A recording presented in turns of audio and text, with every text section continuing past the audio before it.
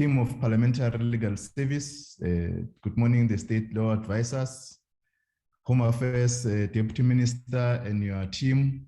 Morning, the IEC commissioners and the executive present here, and all our media participants. Members, we are continuing with our work of the electoral amendment bill and the interaction with the stakeholders that we have been interacting with. As we have noted that we are continuing with the deliberations, there were areas where members have referred for further consultation, in particular to technical issues that we may be advised on, and the legal areas where also we may be advised on, and the contributions of the stakeholders who have invited here to come and give their side of areas in terms of how the committee may need to look on some of the issues that may require legal advice and technical areas. We will take those responses or presentations to the stakeholders. Members will comment on the areas that will have been presented on, and will take a pause and come back for deliberation in the next committee meeting that will be on Tuesday. And we have confirmed that we have requested the application to proceed with the deliberation during this recess, so that we are able to conclude this process at the level of the portfolio committee, and we're able to report to the National Assembly. That, as you know, that the Parliament is in recess, but we will continue with the work of the portfolio committee so that we make sure that all the areas that requires our attention and require the attention of Parliament are all exhausted for purpose of making sure that which we have been directed as a committee or the Parliament to deal with, we are able to respond to that. I'm not going to take much time. This is our agenda as it has been highlighted. We'll get into the brief on the parliamentary legal service, just on the general issues that we've noted, and perhaps we've gone through the responses on the extension of the application that we sought as Parliament. We'll then invite the content advisor to recap on the issues that we deliberated on and the issues that we refer for further consultation. And I must indicate that issues that we referred are in relation to legal areas and technical issues that the IEC may need to come in, including the methods that we've been requesting the IEC to come and deal with the troop method.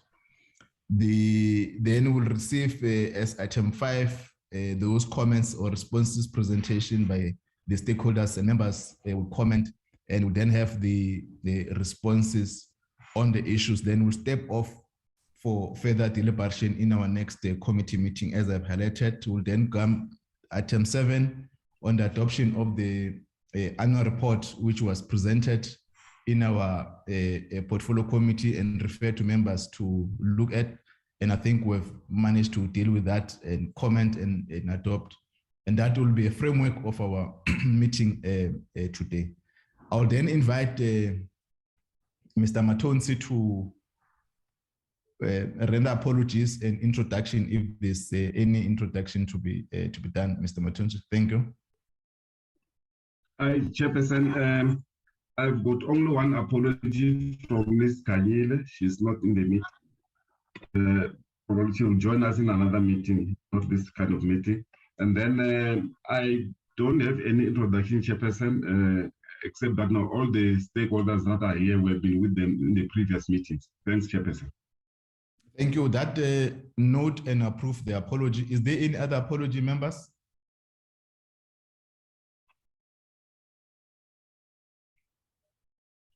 Noted. Any apology, Deputy Minister? Or Minister, I may not have noticed. I just only saw the DM. Minister, is there any other apology? Not that I'm aware of, Chair. Good morning. Let's ask the DG if there's any of his team. DG, thank you, Minister, for attending, and the DM. DG, is there any apology? No, good morning, Minister. Good morning, Deputy Minister and Chairperson, and all the members. Also, the CEO of the IEC and Deputy Commissioner and Commissioners. There's no apology from our side. It's mainly Advocate Malakat and myself that have been attending the sessions. Thank you. Thank you, DG. Commissioner La. Morning, Chairperson. Morning, members. We have apologies from the judge who is in court today, and also Dr. Masuku will be joining us a little later. The administration team is led by the CEO, and he'll introduce it in due course. Thanks. Okay, thank you very much. The state law advisor, is there an apology that we need to note? Morning, Chair. No, there's no apologies from our side. Thank you. Parliamentary Legal Service, is there an apology that you need to note? Chairperson, we all here, we have. Thank you very much. Then we can, thanks very much for attending. We can then move to the item that is following, Mr. Matonzi. Yes, then the item following is the content advisor to recap on the last meeting. Adam?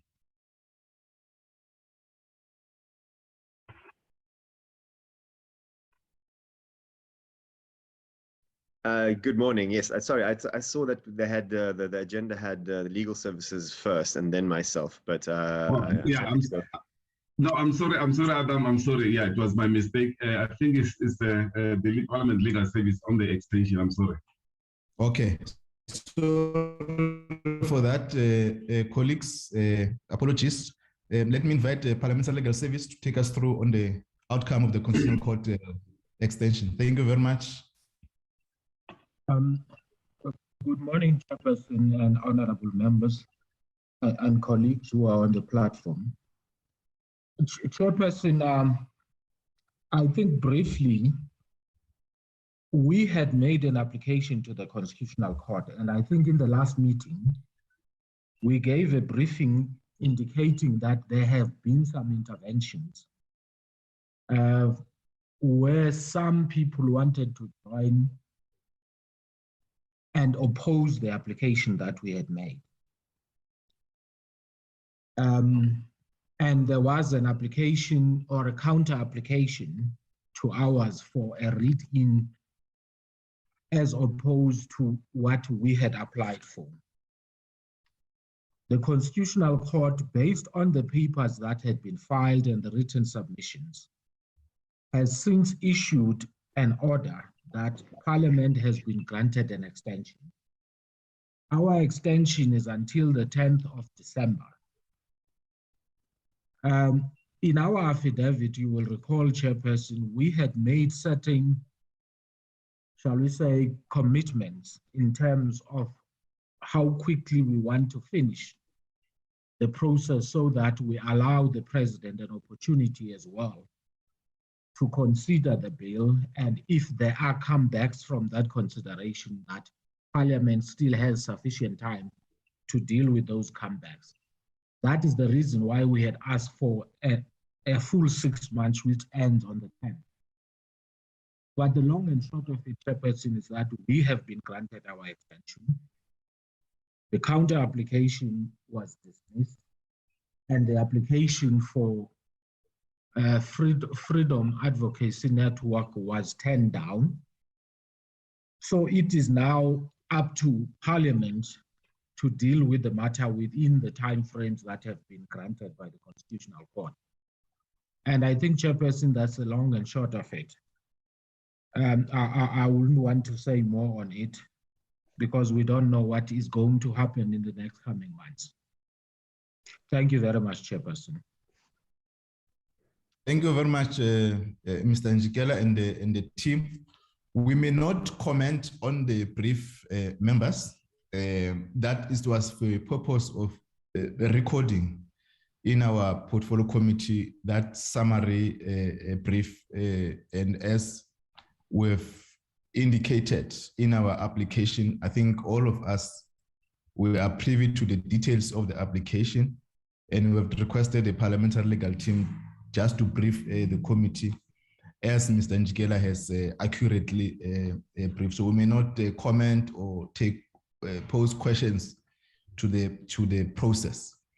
We'll now invite, thanks to Mr. Njikela on that brief and with your legal team.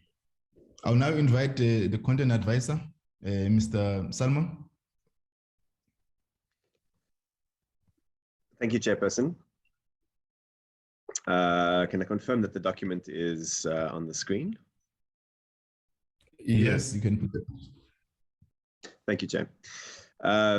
Yes, just to recap again, the clauses that are relevant to that need changes. I'll go through here. I captured in the last meeting the members' consensus on each of the bills or each of the clauses that needed changes. So the first of them is clause 1, where there are 2 definitions. The one for region, members. 3 members of the committee suggested that the word region was clear enough, and only 1 member thought that more clarity was needed. On the party liaison committee, all the 4 members who commented indicated that the party liaison committee should be redefined to include independent candidates.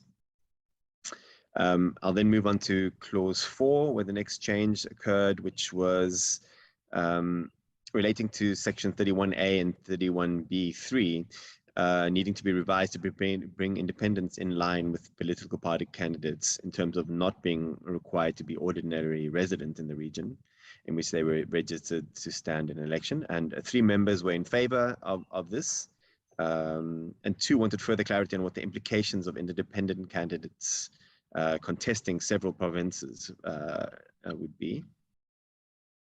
And then also in clause 4, point 4 there, should there be signatory requirements for independents as compared to none for political party candidates?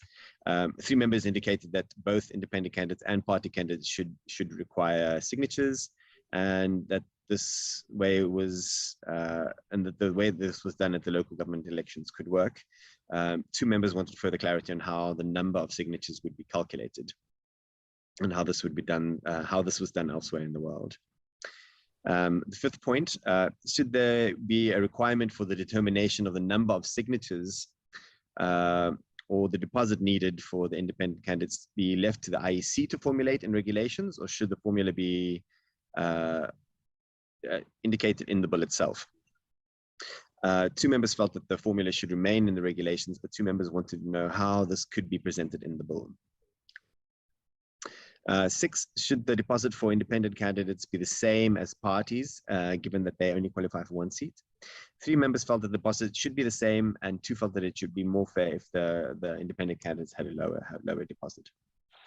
Point 7 on clause 4. Should the requirement for 31B3F of not having been a member of a political party for 3 months prior to running as an independent candidate remain, be increased or reduced? 4 members were in favor of the clause as it stands, and 1 member indicated that it may not be necessary, since the requirement of signatures would mean that that last-minute candidates could not in any case stand. I'm just going to mute the noise. Clause 8. Depending on the decision on point 5 above relating to deposits, the section on refunds may need to change. However, all members were in favor of deposits. All the members that contributed on indicated that deposits would still remain, given that deposits would still be required.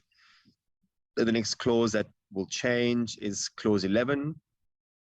Point 9 there relating to the ratio of regional and compensatory seats to parties. Should it remain 50-50, that is 200 to 200 seats, or change to 75% to 25%,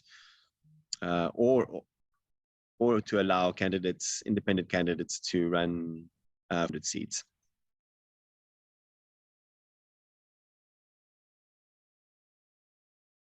Clarity on what the implications of the different scenarios with smaller parties would be. Point 10 there, relating to constituencies, whether they should be increased to 66 or 200, as in the Fund Sales Club or the Quota bill. The 4 members that contributed felt that we should rather be at a later stage, given the time left prior to the next election to bring about these changes, given that the changes are quite significant. And then in clause 11.5 to 8 relates to whether there should be 3 rounds or a single, or 2 rounds or 1 round on the calculation of seats. Member wanted further clarity on how the single versus the 3-round group formula would work, which has been provided for by the IEC in their submission, which I will present to you later. Should clause 11.16 be removed in favor of ensuring compliance prior to election, rather than forfeiting seats if parties don't have enough candidates on their lists after an election? 3 members were in favor of this. That is removing the post requirement and rather have it as a pre-requirement. 1 member indicated the current model at local government elections works. Clause 11.16 to 25, or 16 and 25, subclause 16 and 25. Should the IEC draft a proposal for the inclusion of 3-ballot system for the National Assembly compensatory, National Assembly regional and provincial legislature, either with the requirement of being ordinary resident or not. And 3 members were in favor of the 3-ballot system, 3 members that commented. Clause 11.34, how would it be responded to in court? The disadvantage of independents having their surplus votes discarded. All members were in favor of retaining the clause as it stands in terms of excess votes being discarded. Point 15 on clause 11, subclause 34, on whether there should be by-elections replacing independents. 4 members were in favor of the next candidate in line filling the vacancy, irrespective of whether they were a party or independent candidate. And 1 member indicated that this should be based on the initial election numbers and not a recalculation. Then this is currently not in the bill, but it relates to Chapter 5, Section 68 and 69 of the Electoral Act, needing to allow for independents to have agents during elections at voting stations.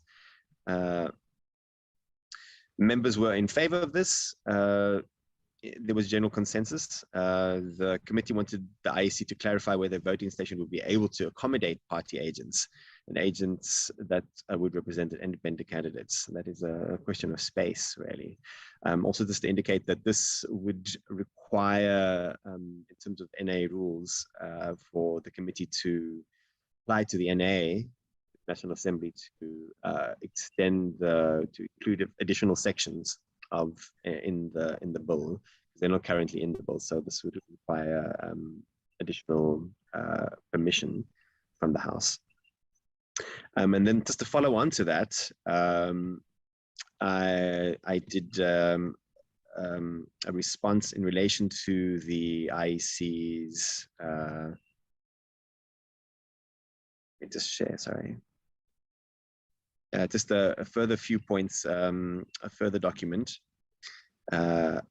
which I'll just quickly share. There are 5 points in relation to the IEC's response to these 2 issues, with the chairperson also asked me to go through. So the IEC indicated in its submission on point 27, which they will be presenting now, that draft item 3.4 would this mean that clause 431A on independent candidates would be redrafted to be on par with clause 11.34 of the bill on political party candidates, which provides that the name of the same party candidate may appear on a list for one region and a national list of a party, but may not appear on more than one regional list. That is to say that the committee has to decide whether independent candidates will be allowed to run across regions, but not political parties, but then also be allowed to run at a national level, as is allowed with political parties. And then on point 29, the IEC proposes that the number of signatures required for establishment of an independent candidate be half the quota in the equivalent elections based on the previous election results. And the question is this only for independent parties or for political parties too? And is this irrespective of the deposit paid? And the question is, why is this so much higher than the 500 signatures required to establish a political party in terms of the regulation and registration of political parties? There also hasn't been indicated what the international best practice is for signature requirements around the world, and perhaps the IEC can reflect on that. And then the IEC didn't respond to the members who were in favor of the 300 to 100 split of regional to compensatory, but only to the one member who was in favor of the current 200 to 200 split. And the one member who was wanting further clarity on whether the scenarios, what the implication would be for smaller political parties, which would, in fact, it would be in their favor, based on particularly on the one-round counting system that IEC has proposed. And then point 5, the IEC did not respond to the proposal that clause 1116 should be removed in favor of ensuring compliance prior to elections rather than forfeiting seats if parties don't have enough candidates on their list after an election. So those are just the gaps that we identified in the presentation to be made by the IEC. I can raise this again, or I've shared this with members as well.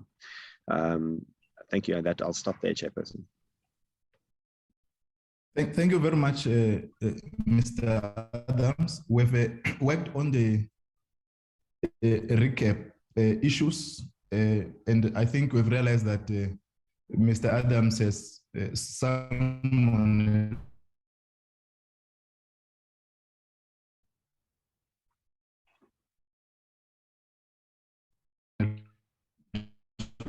also indicated that 2 or 3 members in favor of this and that does not constitute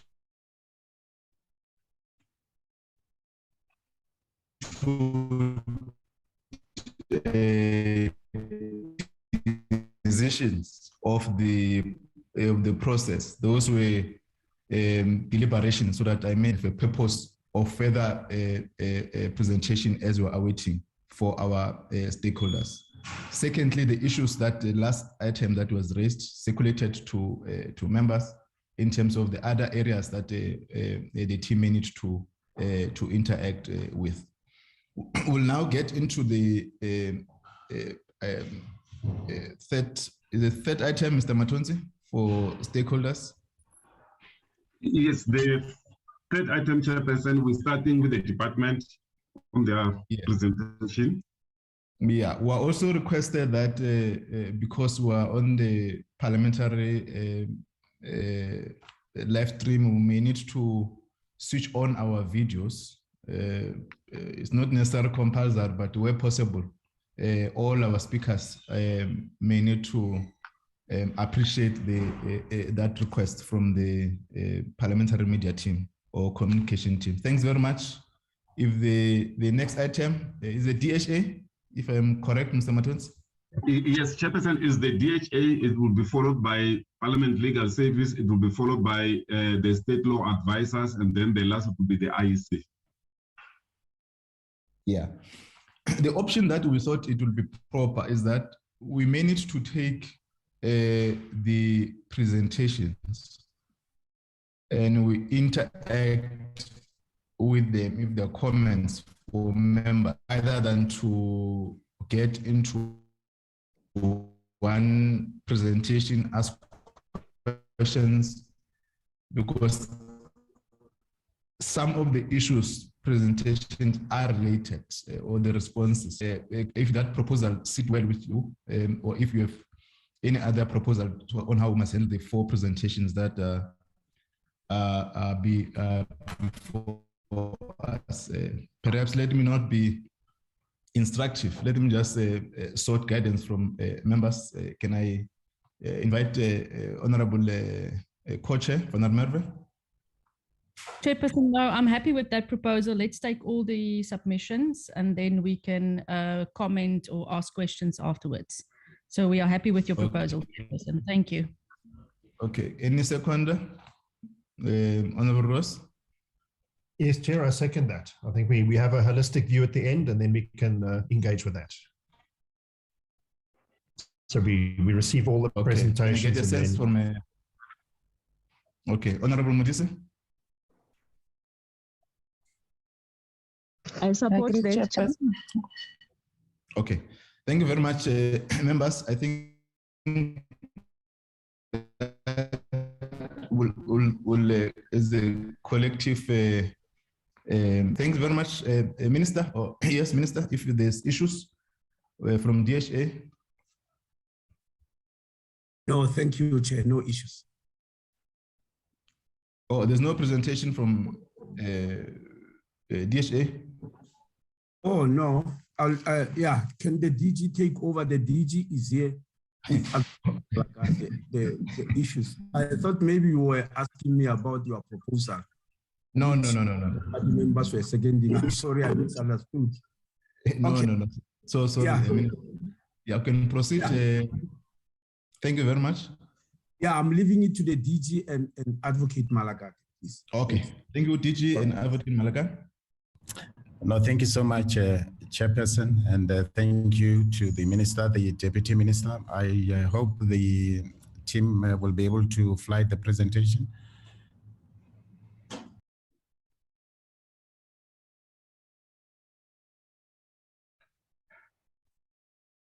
Hi, Mose, are you able to fly the presentation for us?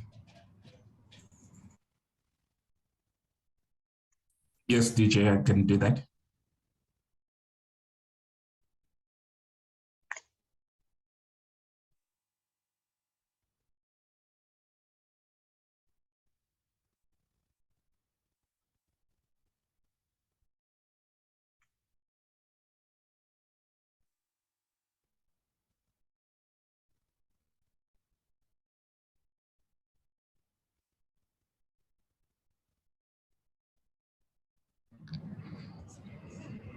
Are you winning, Muzi?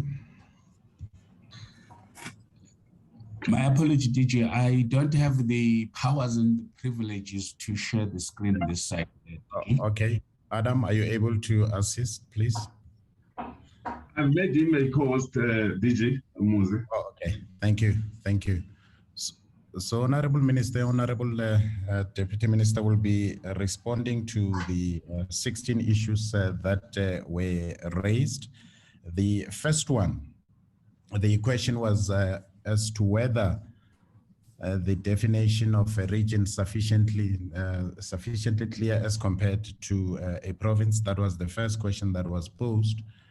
And our response as received from Council is that yes, the term region is synonymous with the provinces, and that using different terms follows what currently is provided for in the Electoral Act.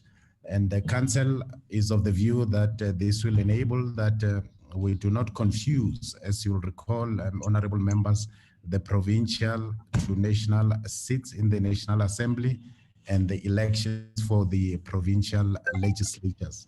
So that's the first response to the first issue that's raised in terms of clause 1. And the second question as to whether there's a need to redefine party liaison committees or liaison committees or electoral liaison committees along the inclusion of such in amendments to section 20, 62 and 64 of the Electoral Act, as well as related clauses in the Electoral Commission Act to allow for the inclusion of independent candidates in these consultative bodies. The advice that we have received from Council is that yes, the term can be changed as proposed in section 1 Section 20, Section 62 and 64 of the Electoral Act, Section 5(1)(g) of the Electoral Commission Act. The view from Council is that this must be amended as the Commission, as the one that establishes party liaison committees under that provision in terms of the regulations. And then on clause 4, the question that was asked was whether should amendments to 31A and 31B, 3F be moved to bring independence in line with the political party candidates in terms of not being required to be ordinarily resident in a region in which they are registered to stand in an election. The advice that we've received from Council is as follows. At the present moment, clause 2 currently provides that a party must provide the following with its list of candidates for national and provincial elections. Quote C states that the declaration signed by each candidate appearing on the party's national list of candidates or provincial list of candidates referred to in Schedule 1, confirming that he or she is registered to vote within the region or province in which the election take place. Accordingly, party candidates contesting regional seats in the National Assembly or provincial legislatures effectively are also only entitled to contest one province or region. And brackets, the advice is that party candidates on national lists do not have the same requirement. So that's the advice that we've received. And then on 4, the question was on the signature requirements for independent candidates as compared to non-for-party candidates. If we can move further down, Muzi. The legal advice that we received from Council is that currently there's a different calculus for party candidates and independent candidates. And therefore, to register under the Electoral Commission Act, parties must satisfy certain eligibility requirements that do not apply to independent candidates. And then on 5, should the deposit for independent candidates in 31B, 3B be the same as parties, given that they only qualify for one seat? And the advice that we've received from Council is that this is currently not provided for in the bill. And our view is that the mandated institution, in this case, the IEC, should be able to set a reasonable deposit for independent candidates. And this will likely be less than the deposit for political parties. That's the advice that we've received from Council. On 6, should the requirement for the determination of a number of signatures required or the deposit needed for independent candidates be left to the IEC to formulate in regulations, or should the formula for the determination of signature requirements or deposit be included in the bill? In this instance, Council has expressed the view that the Commission, again, as an independent body, should be empowered to set this requirement, which may need to change depending, of course, on the population statistics in the various regions at various times. And whether the Commission should be responsible, therefore, and whether this should be set in the legislation. And the legal advice is that this is a policy question that we'll need to respond to. And then on 7, I suppose it's the same. Should the requirement in 31B3F of not having been a member of a political party for 3 months prior to the election, again, this is a policy question that the committee will need to respond to. Prior to the election, again, this is a policy question that the committee will need to respond to.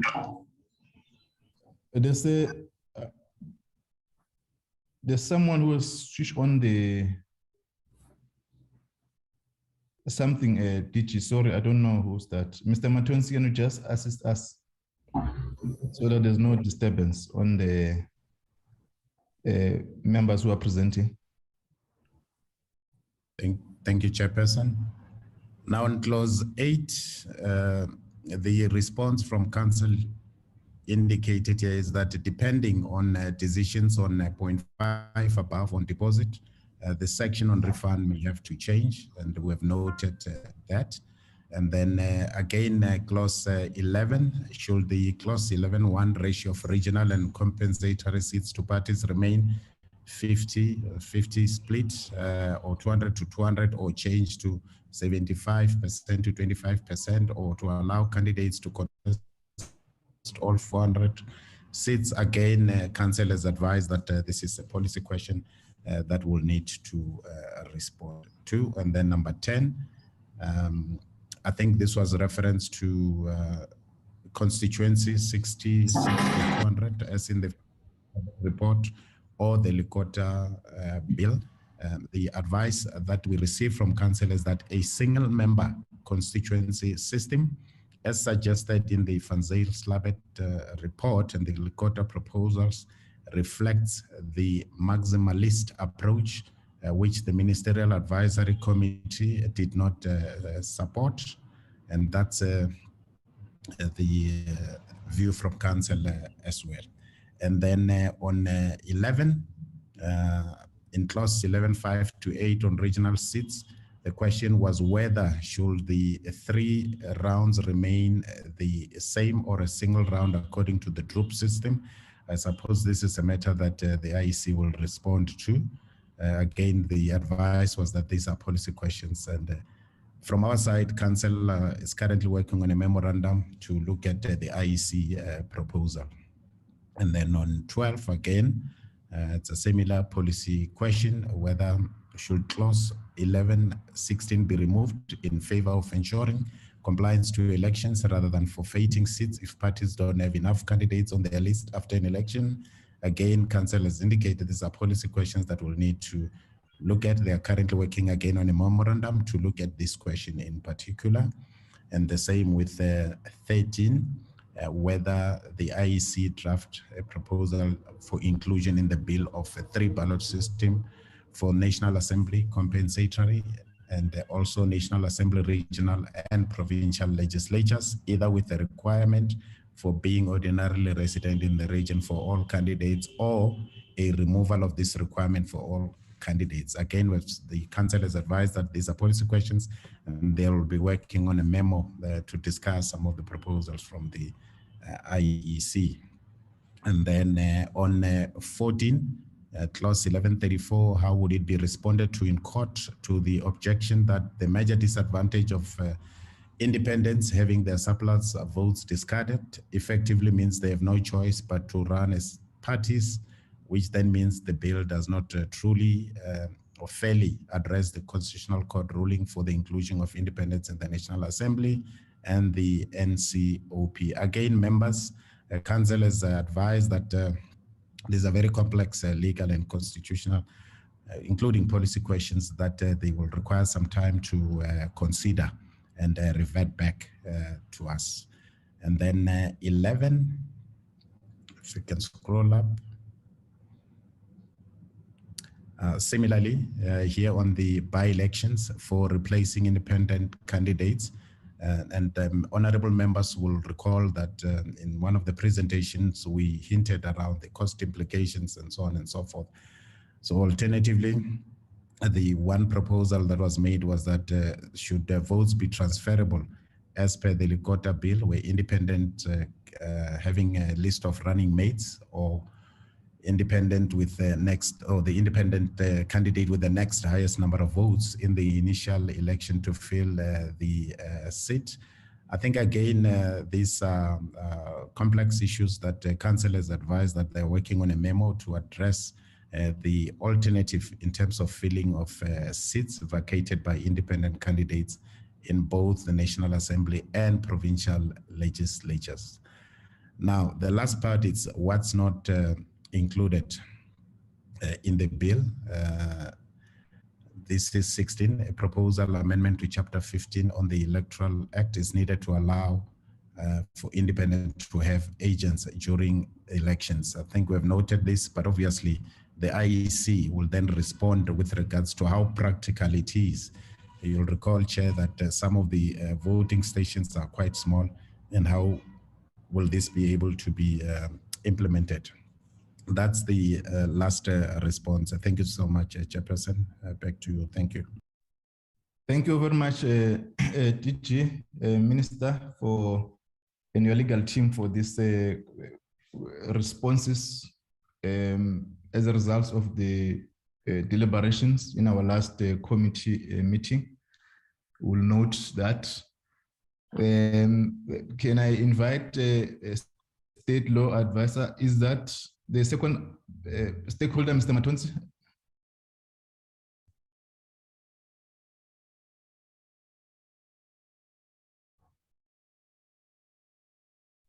Mr. Matonzi? Yes, Chairperson, the second presenters are parliamentary legal okay. service. Okay, no, thank you. Mr. Njikela, thanks very much for, you can come in. Thank you once again, Chairperson.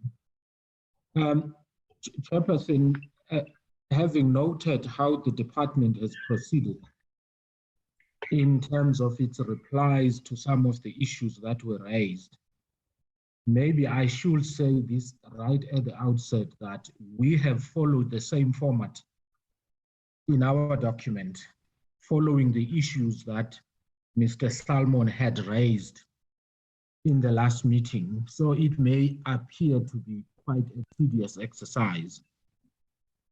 But Chairperson, right at the beginning, we make the point that I don't know if Adam or Eddie may be able to flight our document. Okay, Eddie? Right, yes, okay.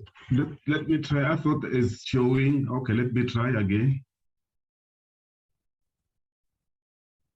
But while he's doing that, Chairperson, we have identified what we consider to be legal or constitutional issues that we will need to respond to.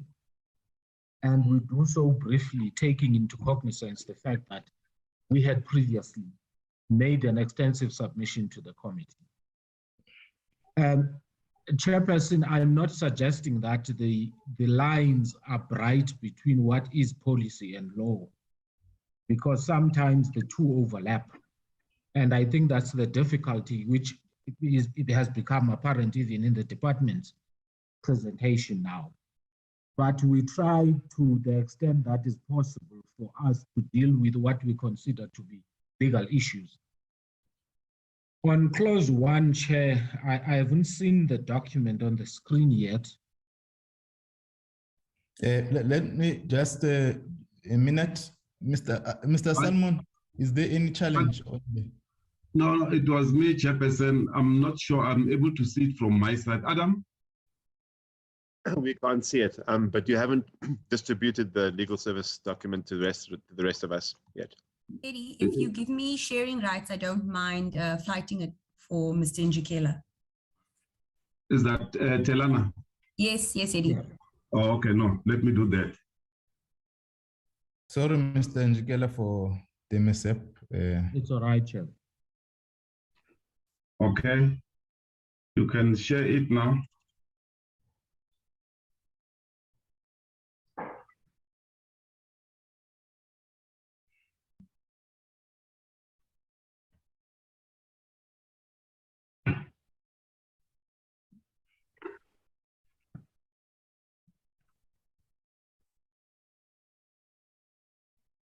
Okay, thank you. Thank you, Chairperson. Starting with clause 1, and given that we are all seemingly following the same approach, I will not go into details where we already agree with what the department has said. But the first question that was raised was the issue of the definition of a region vis-a-vis the province. The definition, as the department has already indicated, the definition of a region and the province seem to somehow coincide. And the primary concern that members had raised with regard to this issue was whether it's not creating confusion, and therefore whether we should stick to one term as opposed to the other. And it will appear that the answer lies in the fact that the Act at the moment already uses region, which is supposed to be aligned with the regional seats. And it is agreed, Chair, that potentially this may create confusion to some because we don't make laws for ourselves, we make laws for the public. So to the extent that there is a danger of a confusion, the committee may have to consider how it will deal with that. But for the purposes of definitions, a region is defined in the current bill as a territorial area of a province. And Chairperson, as you will know, Section 103 defines what provinces are, and it lists all the 9 provinces.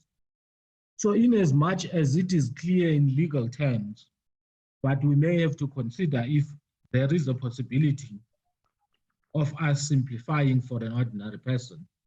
And I think that's where the concern was from the members.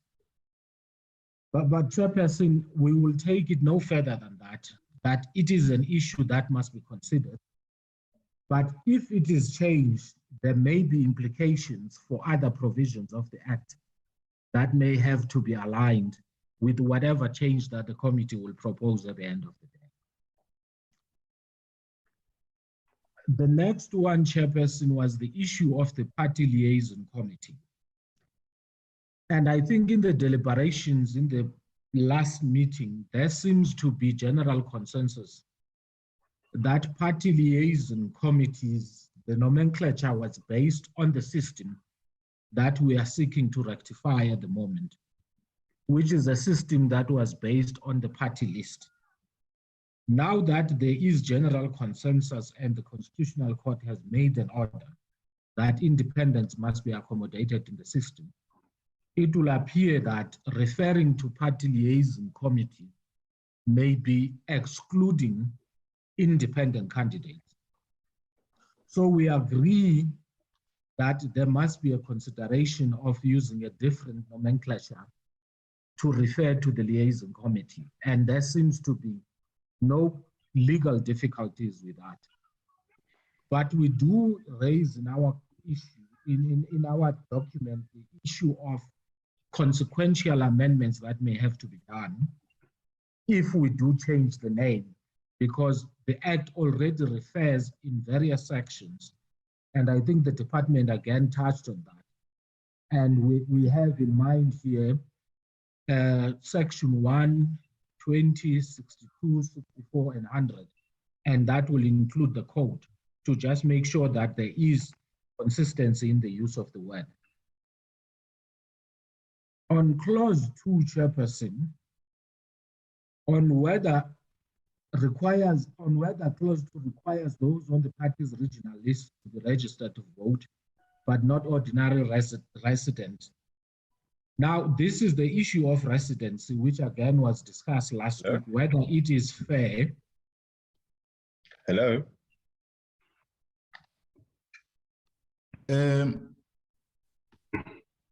Who's that? Adam?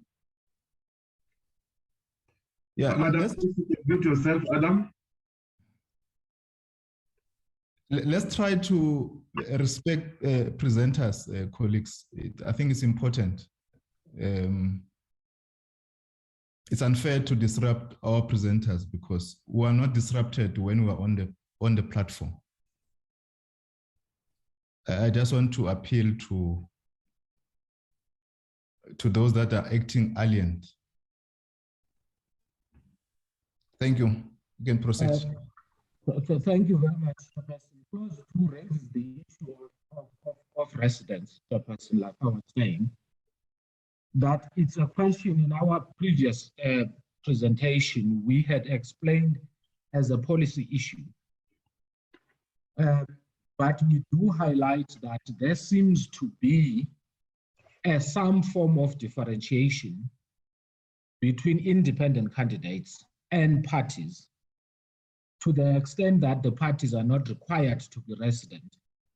And we also indicate in our document that if you look at the system that is used at the municipal level, there seems to be no requirement for persons to be resident in the ward in which they want to contest. And we point this out, chairpersons, for the committee's consideration again, as to whether it is fair to have these different systems for these different entities, that is the independents and parties, and whether we should be considering using the system that is already used at the ward level, where all is required is that you must be nominated, or the nominator must be resident or registered to vote in a particular ward, not necessarily that the candidate must be resident. So that is a matter that the committee should consider. And I'm trying, chairperson, not to read line by line, because the document, we had assumed that it is being circulated and most of the issues overlap between what the department is saying and we are saying. The next item, chairperson, is your clause 3, which is an amendment of section 28 of the Act, which provides for non-compliance with the submission of lists. We make no further point on that other than what we have already said in terms of the issue of residence. I just want to see if there is any point that we need to emphasize in that. I think it's already what I've covered here, that all the requirement in terms of local government is that the nominator of the independent candidate must be resident and registered, not the candidate himself or herself. The next issue, chairperson, is the issue of signatures, which again, the department has dealt with. In our previous submissions, we had indicated that there is nothing specifically unconstitutional about requiring candidates to have a certain number of signatures. And these, we pointed out in our last briefing that there are already decided cases on that question. And we referred the committee to the case of the ACT and the case of the EFF with regard to issues of requirements or qualifications, as some people prefer to call it, that requirement on its own is not necessarily unconstitutional, because it is a requirement that is intended to sift the candidates, those who have a basis to contest based on the support that they have. So you need to have a system that separates what the Constitutional Court referred to as frivolous candidates from serious candidates who have a base or constituency in a particular community. So in that sense, there is no unconstitutionality that we can identify. But we need to bring the attention of the committee to another judgment, which is the Rechter judgment. Again, it's in our document, where the court makes a very important point that any electoral law that is being developed must aim to enfranchise rather than to unduly restrict the rights of citizens to vote and stand for elections. And we think this is the important point that comes out even from the New Nation judgment, which has resulted in this process, that the attempts that we make in passing new laws should be intended to create more platform rather than to restrict the platform. So that comes to the issue of whether independent candidates requires the same number of signatures or same deposit as political party. And in our previous presentation, we had raised the issue that it could be that an independent candidate may not have the same financial muscle that a political party, because a political party has members. And in most instances, parties that are already registered and have participated in elections are getting funding from government. Because you are introducing a new law now, independent candidates may not immediately have that kind of financial muscle. And this is the issue that the committee has to consider if imposing the same requirements will be seen as discouraging an independent candidate, or should the committee consider creating different dispensation for independent candidates vis-a-vis political parties. And of course, this issue was discussed in the last meeting, Chairperson, and some views were expressed that given the fact that all of the entities are competing for seats in Parliament, and that there is a possibility of a refund, whether it shouldn't be the same. I think the point that one may want to make in this respect is whether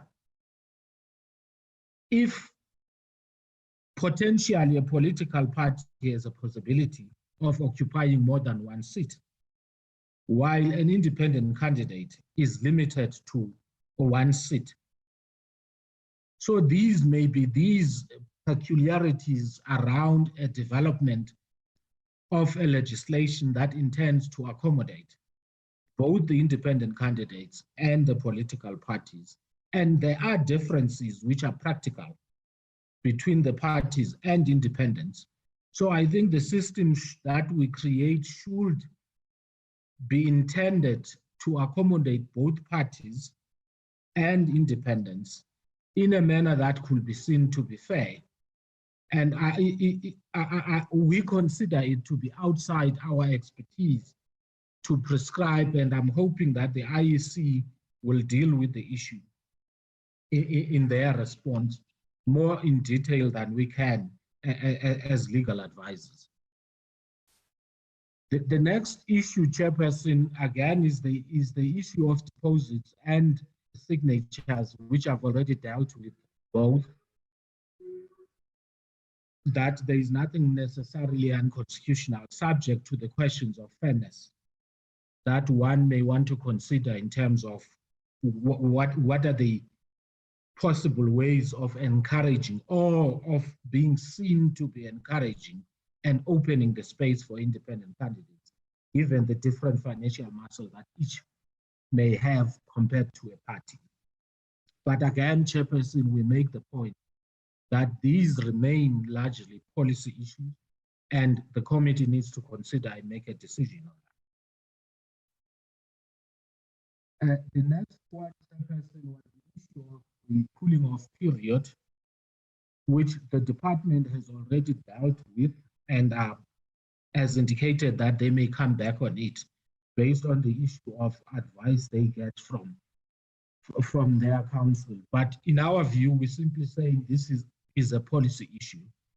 The department needs to develop a policy position and advise the committee why is it necessary and why is it important that there should be a cooling off period. But I don't think as parliamentary legal services we're in a position to take it further than that. It is a policy issue. The next one, Chairperson, is clause 8. Depending on the decision, and again, the department has dealt with the issue, on the issue of deposits and signatures, and the issue of refunds. In our view, this clause will only need to change if an independent candidate is not required to pay a deposit. Otherwise, the deposit should be returned if the IC, that is the independent candidate, is allocated one seat, similarly to what would happen in the case of a party.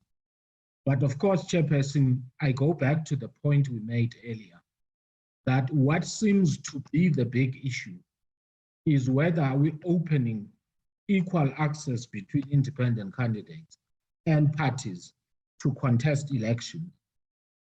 Not so much that there is a possibility of a refund, because if I can't raise the money for instance, to stand, it means I'm already excluded, while a party may have better capacity to raise the money.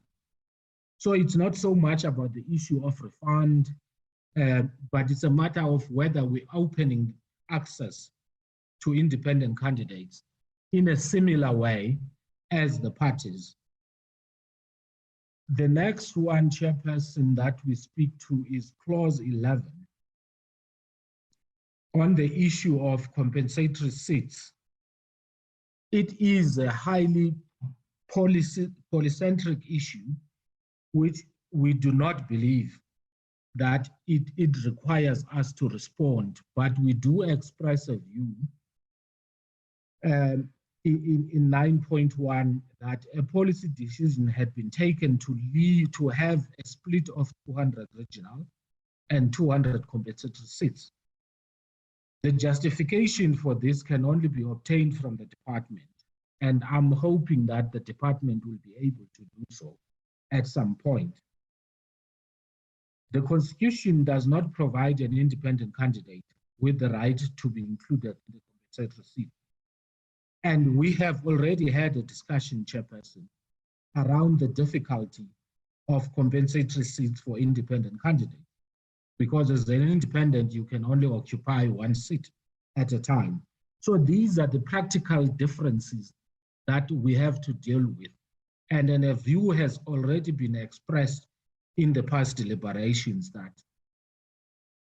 there may be other things that could be done to facilitate this issue of accommodating independent candidates within the existing electoral system. But whether all of this can be done within the context of the current bill, or it's something that as a country we should be considering going forward, beyond just complying with the Constitutional Court order that has a deadline now. So for that reason, Chairperson, and for practical reasons, which I've already alluded to, the issue of the right to compensatory seat is a bit of a problematic issue now. The next issue, Chairperson, was the issue of reference to constituencies as referred to in the Van Zyl-Slabbert report. And again, Chairperson, we make the point that in our view, it is purely a policy issue. And we were hoping that the department, in their presentation, they will sufficiently deal with that. The same, Chairperson, applies to the group system, which is the next one on point 11. We make the point that item 8 of clause 11 of the bill illustrates that the group quota system is only used as round 3 in the allocation of votes for regional seats. Considering that the group system is used to establish proportionality, what is the justification for using the group quota only in round 3? Then again, Chairperson, we are not in a position to provide definitive answers because this is a policy issue, which we had hoped that between the IEC and the department, they may be able to assist. Of course, the IEC still has to speak on the issue. I'm hoping that they will be able to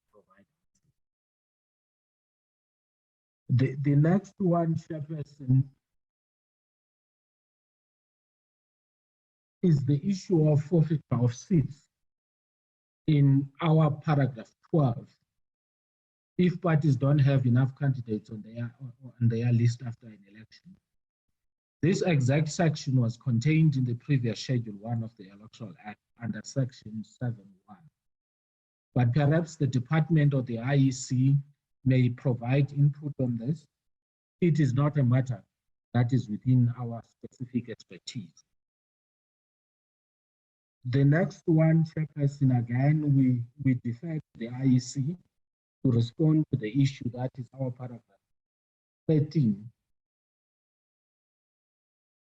In paragraph 14, we deal with the question of how would it be responded in court to the objection that the major disadvantage of independents having their surplus votes discarded effectively means they have no choice but to run as parties, which then means the bill does not truly or fairly give them an opportunity to participate.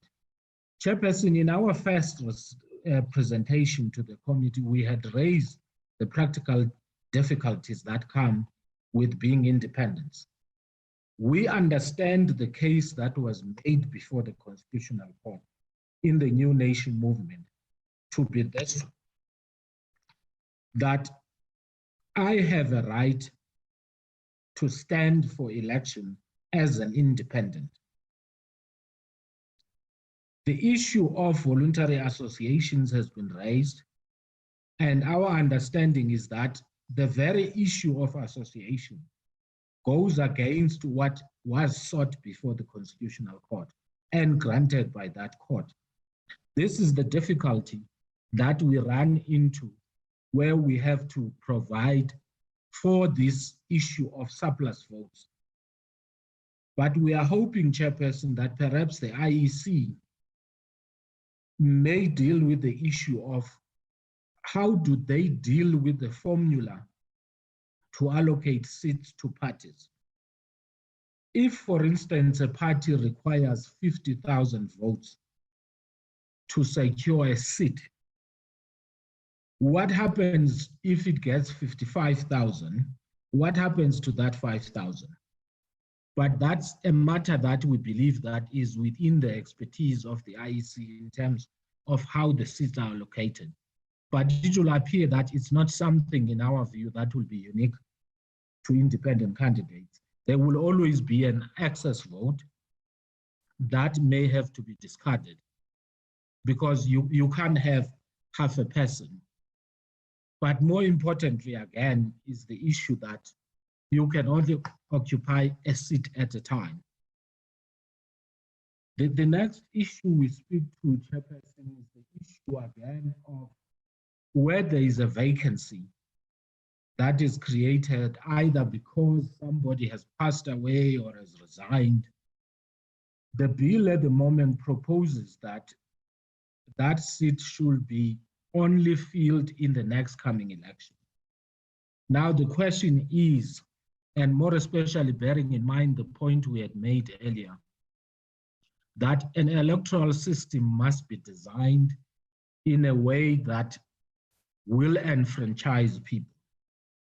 If people have voted for a candidate and that candidate, for whatever reason, is no longer able to fulfill that function, is it fair and constitutional to keep that seat vacant for the remainder of the term? Or should there be a system that will ensure that the seat is filled based on the will of the people? Because the principle is the issue of one man, one vote, and each vote must count equally. There has been practical issues that have been raised in terms of how cumbersome it may be for the electoral system to have to fill a seat by means of a by-election every now and then when an independent candidate is no longer able. But again, Chairperson, we defer to the department in as far as that issue is concerned.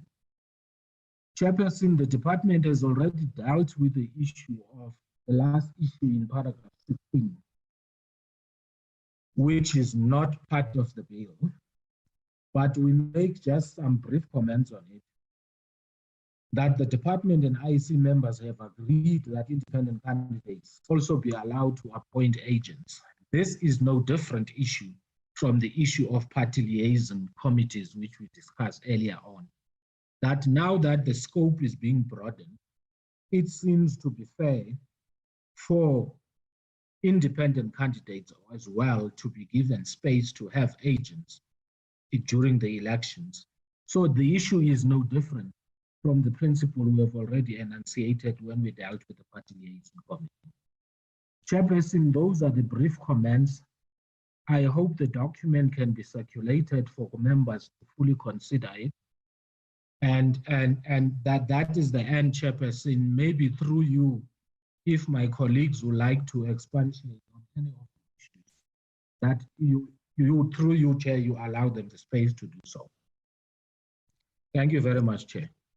Thank you, Mr. Njikela. I will do so before we invite the state law advisor to make comments.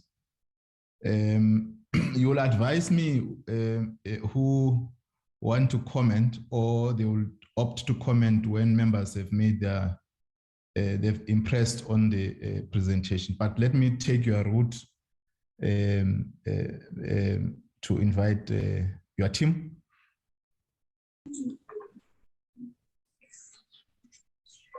Thank you, Chairperson. Thank you.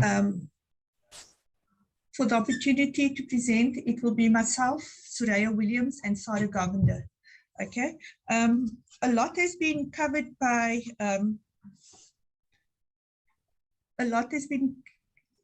can everybody hear me? Okay. A lot has been covered by what the sorry, just pardon me, just to interrupt you. It's not my take. I wanted to check with the Mr. Njikela if your team, as you have requested, will comment later. Do I understand that is the Sores from State Law Advisor? Yes, Chairperson, it doesn't seem like the team would like to add anything at this moment. Okay, but maybe, maybe if there are deliberations, they can make input. Okay, no, thanks very much, Ms. Williams, for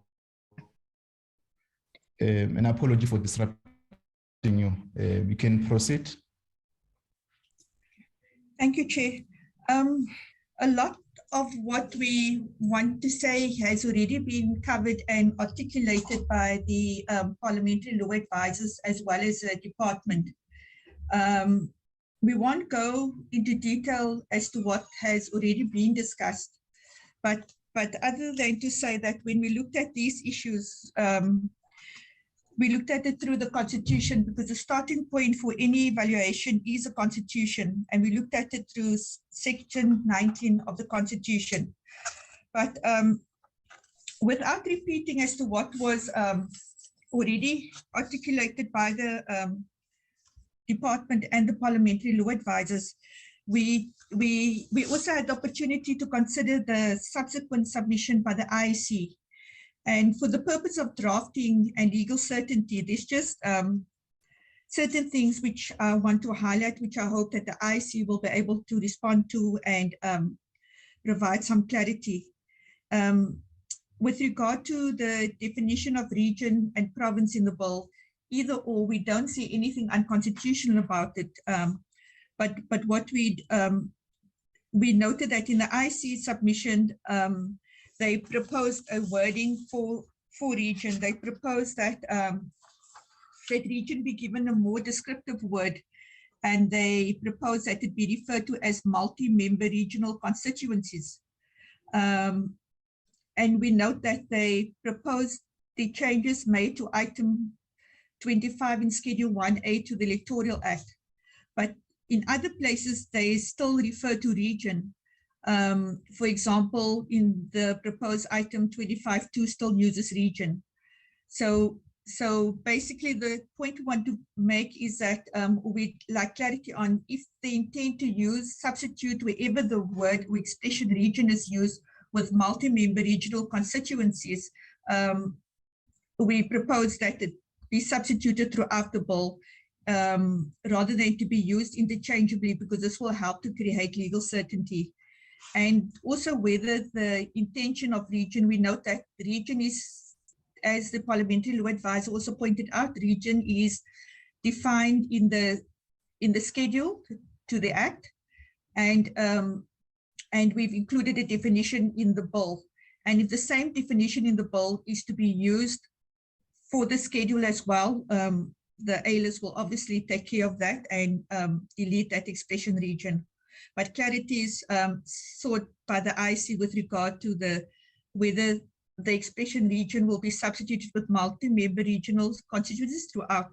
Okay, and then the next thing we raise with regard to party liaison committees, the parliamentary legal services and the department dealt extensively with this one, and we share the views expressed by them. However, we'd again like to request clarity from the IEC in respect of their proposal. They propose the substitution of the definition of party liaison committee with political liaison committee, which means a committee established in terms of the regulations on party liaison committees established in terms of the Electoral Act. We know that the regulations on party liaison committees published under Government Gazette number R824 on the 19th of June 1998, which are specifically to political parties. By substituting the definition of political liaison committee in the bill so as to include independent candidates, it must ensure that the amendment is consistent with the intention of including the application of liaison committees to independent candidates, and that it must cater for independent candidates. So we're saying it's not merely a name change, but substantively it must be able to accommodate the independent candidates. Yeah, and also the IC is also advised that it may choose to repeal the existing regulations or to enact new regulations that provides for independent candidates. Okay. The next matter relates to, the next matter was discussed extensively as well, and we concur with our learned colleagues on the views previously expressed in respect of the nomination of independent candidates. We noted that the IC has made a proposal that independent candidates may be nominated for more than one region for the National Assembly or provincial legislature, but may be elected only one seat to the National Assembly or the provincial legislature. While this remains a policy decision, a concern that arises is that should this amendment be effected by the IC, then it would be necessary to consider the clause 2 of the bill, which amends section 27(2)(ca), and requires a political candidate to show they are registered within the region or the province in which the election will take place may need to be omitted, as the requirement will no longer apply to independent candidates. Okay, those are basically the other issues that we wish to add to the submissions that were made, but a lot was covered in the submissions, which was eloquently presented by the parliamentary law advisor and by the department. Sorry, is anything? Okay, thank you, Chair.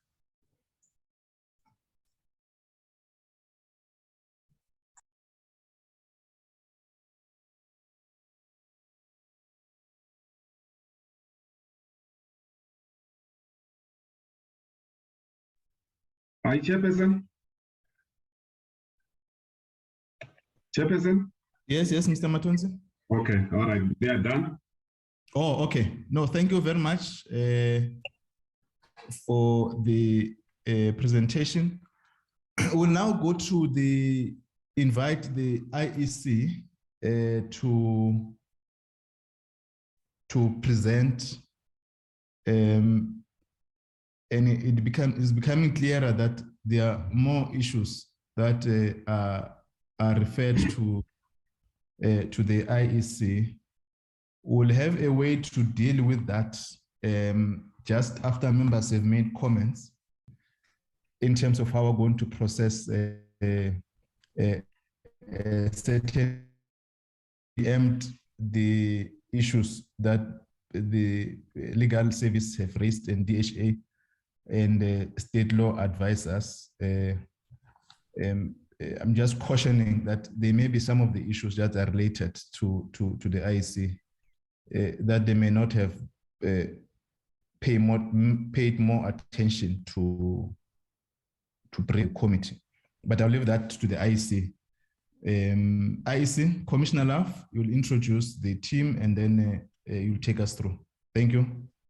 Thanks very much, Chairperson. And, you know, as you've said, there are some additional issues, for example, those that have been put on the table by Mr. Njikela that, you know, were not raised with us, that we can, and that might come from other members of the committee. Honourable members might raise these in questions, and of course we will respond to those. To the extent that we took away notes from our previous engagement with the committee, the CEO and his team will deal with these, and in particular, the CEO will deal with the issues of questions that, for example, were referred to by Mr. Njikela about the number of ballots, issues like the droop and the hair quota, how do they work, and giving more understanding and detail, hopefully, to the honourable members, but also in that context, issues to do with votes that are received by any candidate over and above the quota, how these are dealt with, will also be addressed. I think that the one issue that Eddie raised at the end of his presentation, which two issues that he raised, the one was in relation to the whether or not the compensatory votes should be 200 or 100. I think in the submission that we made before to the honourable members, and again the CEO will deal with it, we emphasized, as has been said, it is a policy decision. But of course, as part of that policy decision, if there are 300 seats that are available, both for political parties and independents, I mean, I think that that it then is clear that there are more seats available. When the members of Parliament, and in Eddie's introduction, he seemed to be asking, would this result in more independent candidates coming in? It would certainly give additional potential opportunity to independent candidates, but obviously it would be the electorate that would have the final decision. A last issue just in relation to the question of multi-member regional constituencies. I think the CEO will deal with this. The issue that we were raising was really in relation to the second ballot process. It was not a sweeping change to the terminology of region, but it was to enable us to understand how the regional seat within a province can be very clearly distinguished from the regional seat that will come into the compensatory voting system. But if the members feel that it will be better to change the terminology right through of region, obviously that then is something that the honourable members will deliberate on. So with those introductory remarks, Chairperson, I'd like to hand over to the CEO. I hope that he has sharing rights, because he has a presentation that he will be giving, including in relation to the quotas. Thank you. Thank you, Commissioner Love, for the remarks. CEO, Mr. Mamabolo.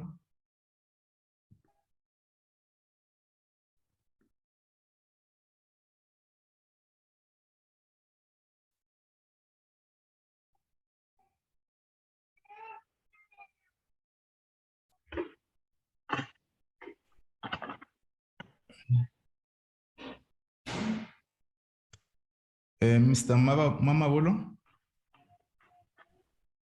Oh, thank you. Sorry. Am I audible now? Yes. Thank you. Thank you. Thank you very much, Chairperson.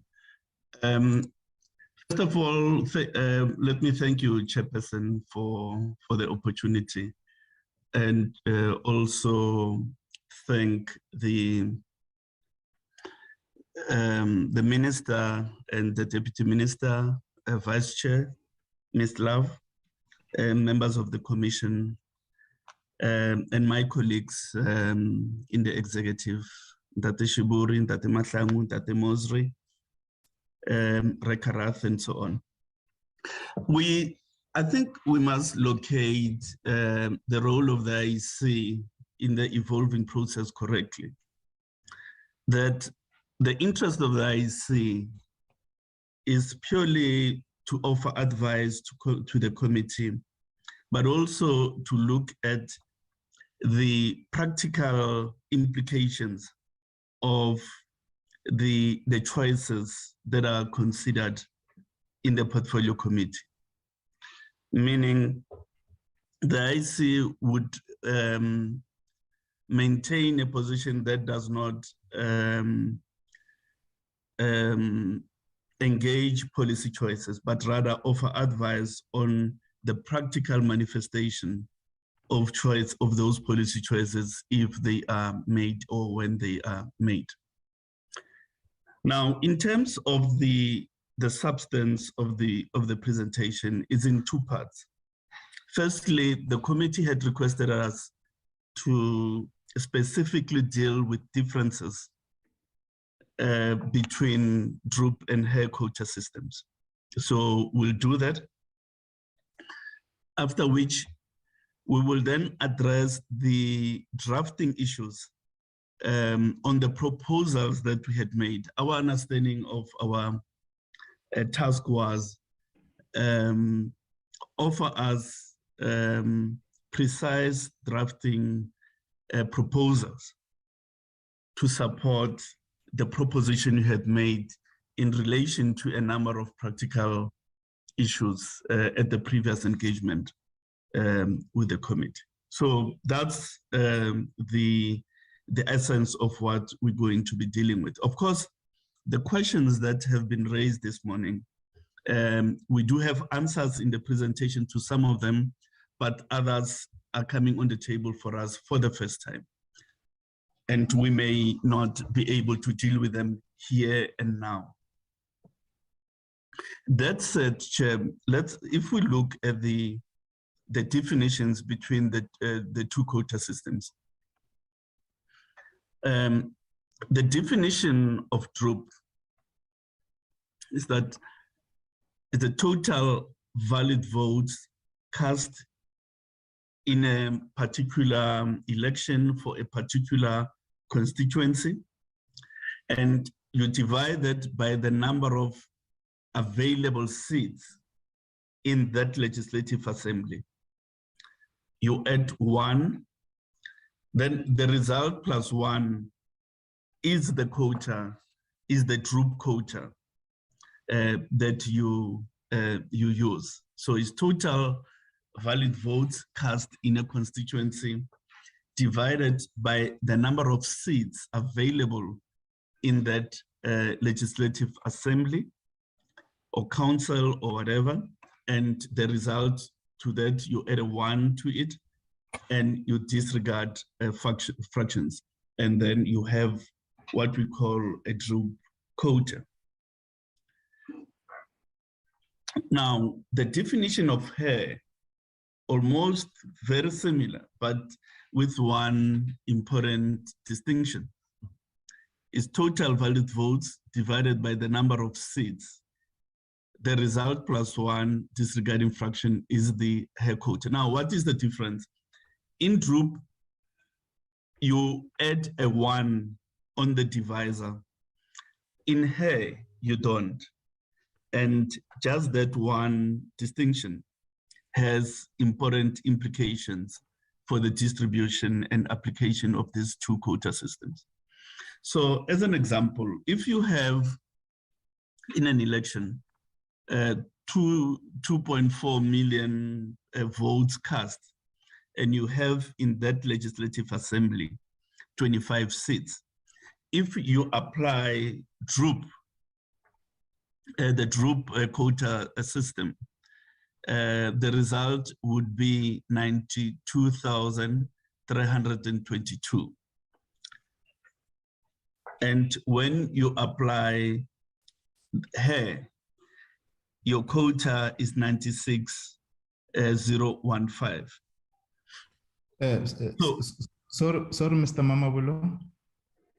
You'll pardon me to disrupt you. If you can move the slides, we're still on slide 1. On my side, Chair, I'm on slide number 2. Can you see slide 2? With definitions. Unless it's my system, Mr. Matonsi, is my side or is all of us? No, Chair. It's Adam here. I think if you can just stop share and share again. It seems like it's stuck. It's stuck.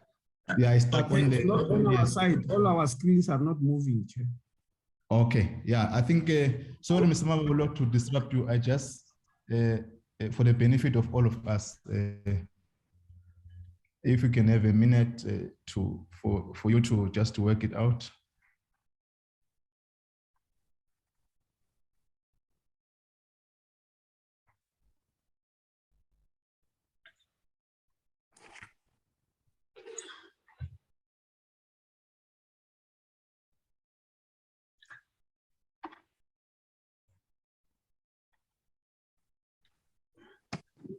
Can you see it now, Chair? Yeah, the first slide. Can you go to second one and see if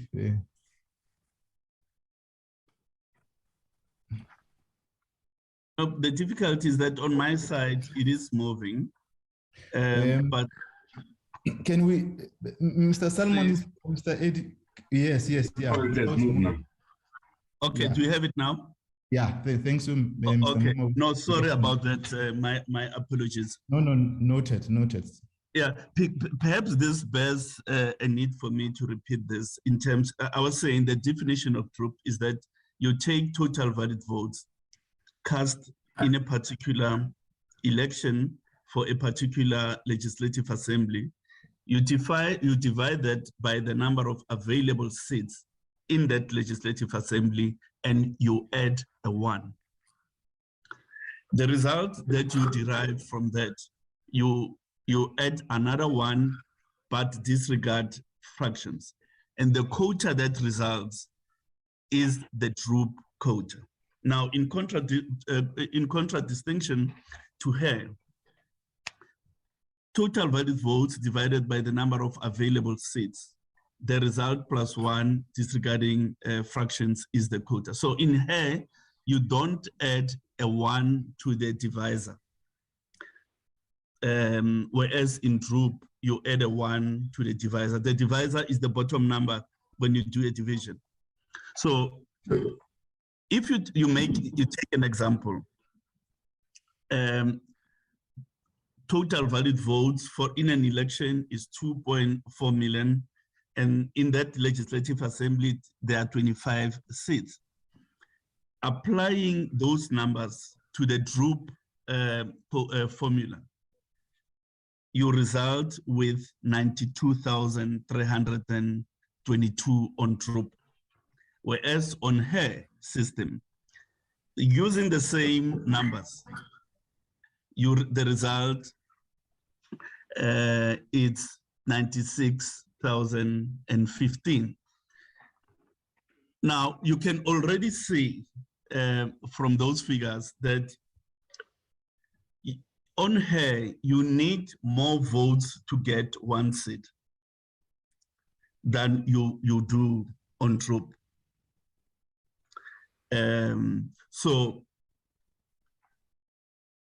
the implication of that is that group facilitates inclusivity to the extent that the quota is lower than it is on her. Then let's just go into the actual calculation using a group. Here's an example using group party A, party 1 until party 10, with all votes cast, giving you 2.4 million. Now, when you take that quota of 92,000 and divide the actual valid votes for each party, the result is that for party 1, 0.1, for party 2, 15.1, and so on and so on. Based on that, you do the first allocation. So party 2 get 15 seats, party 5 get 3, party 6 get 1, party 8 get 4, and so on. But you'll see that you've only allocated 23 out of the 25 seats. So you go to your highest remainders. You look at your highest remainders and you rank them. The highest remainder here is in party 9 at 83, followed by party 6 at 2. Then the last 2 seats are then awarded to those 2 parties to make a final allocation of 25. So in group, already 23 seats are allocated at the first instance. And the last 2 are allocated on highest, using the highest remainder system. Now, in the same figures, if you use the hair system, this is the this is the result. And remember, the group quota we said is 96,000, and on group is 92,000. So in the first allocation on her, you're distributing 22 seats, whereas on group you distributed 23, which means using the highest remainder methodology for the surplus seats, you now have to distribute 3 additional seats, whereas using group, you only needed to distribute 2. So with group, you distribute, the quota is low, and therefore you distribute more at the first allocation, which means the people going into the legislature on first allocation, they have the total number of votes required to buy 1 seat. Because on the remainders, you are no longer working on the total quota, but you're working on highest remainder. So people who didn't get the quota would benefit more because of the highest remainders. So hence, the Commission's proposal to use group is beneficial for inclusivity, also for because the quota is lower than it is in HEP. So, Chair, I think I'll leave this here for now and go into our document, if that is acceptable.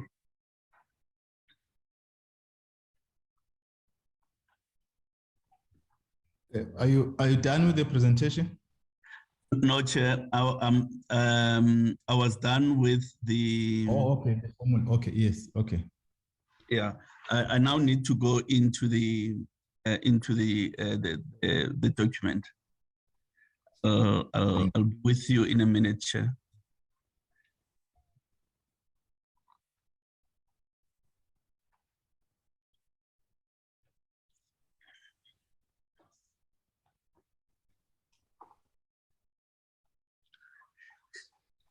Eddie, can you try to zoom that document for us? I'm struggling to locate it on my share screen.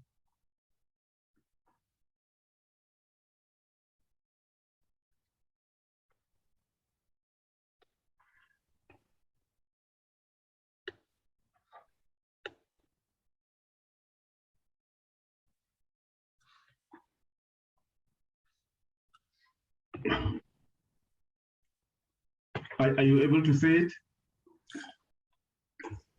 No, it's frozen. Is it frozen? Mm.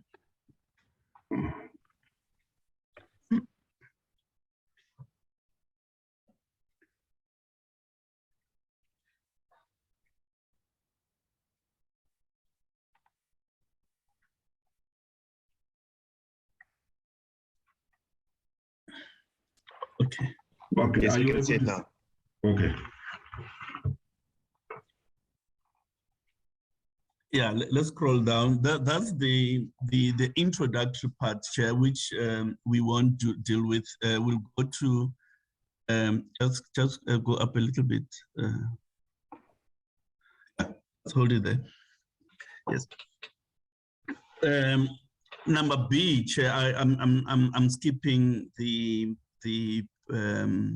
introduction. I think members of the committee can look at that at their leisure.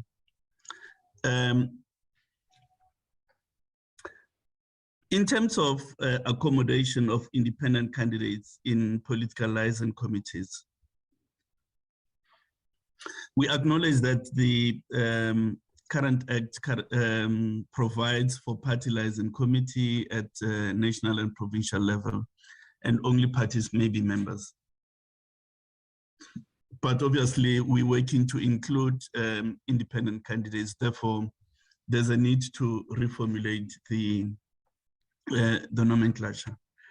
Our proposition is to drop reference to party and to refer to these committees as political liaison committee.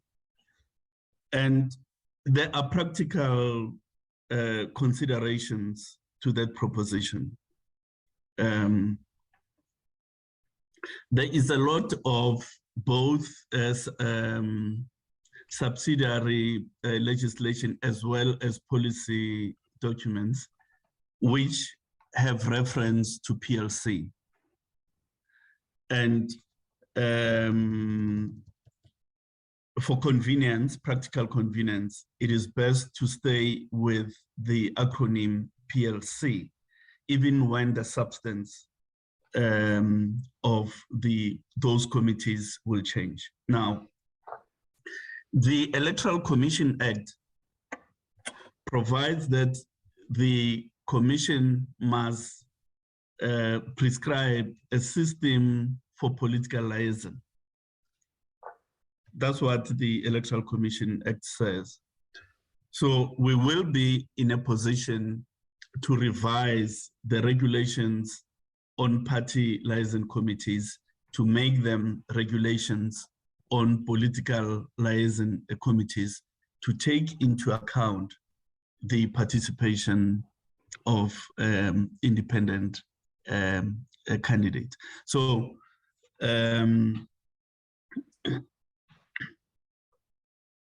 we accept that there will also be amendments required to Section 1, 20, 62, and 64 of the Electoral Act, and we offer the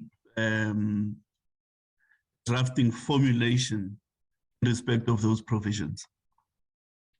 So you can go down. I won't deal with the legal drafting issues, Chair. I'll limit the input to the principles at play. So you can go down.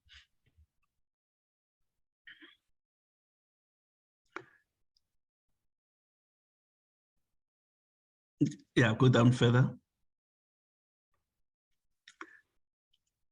Yeah, just hold it there. So there at a point, paragraph 14, as I indicated, the proposed amendment will have to be accompanied by a suitable amendment to the regulations on party liaison committee. Those regulations are within the preserve of the Commission, and the Commission will then address that issue to include independent candidates in the composition of the political liaison committee. We can move ahead. I'm not going to deal with the legal drafting issue there. Okay, just hold it. Then number C, Chair, we deal with the issue of party agents.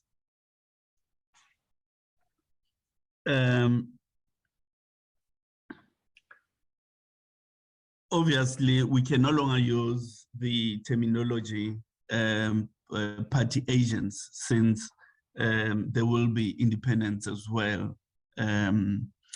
Our proposition is to refer to this category of stakeholders in the electoral process as agents.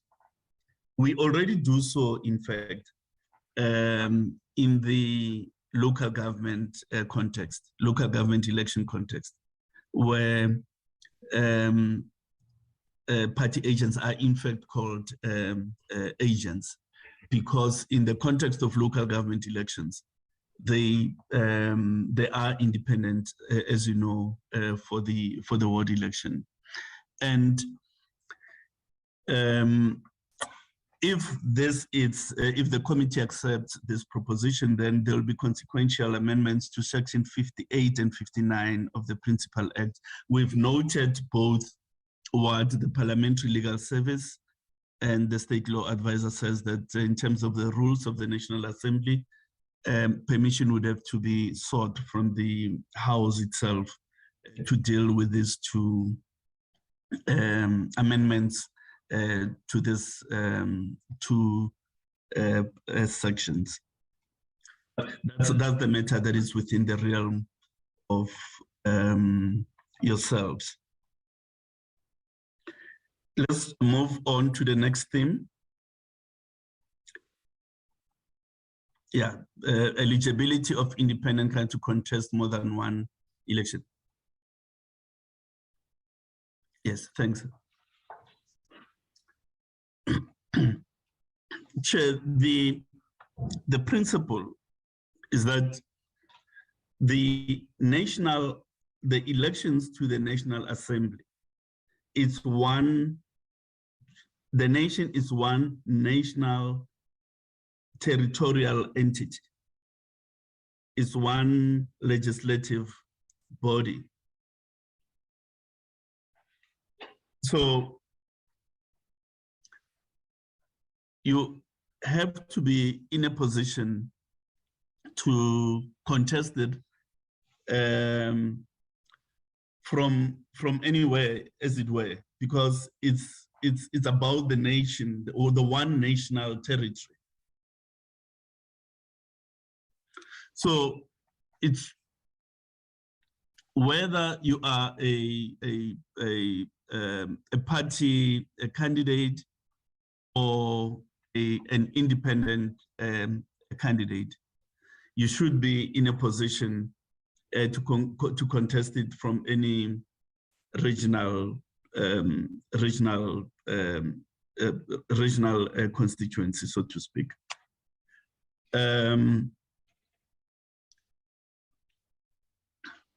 But this is different from a province, and perhaps in the manner in which we provided for this in the document, it requires a little bit of revision. A province, it's a sub-national constituency, and therefore only people who are the electorate in that sub-national entity should be able to participate in that election. So although the region and the province have the same territorial composition, but one is for a national election, which is about the whole national constituency, and the other has a sub-national territorial composition. And therefore, for you to be eligible to contest a provincial election, whether you are independent or party, you have to be registered on the provincial segment of that province. So let's go down.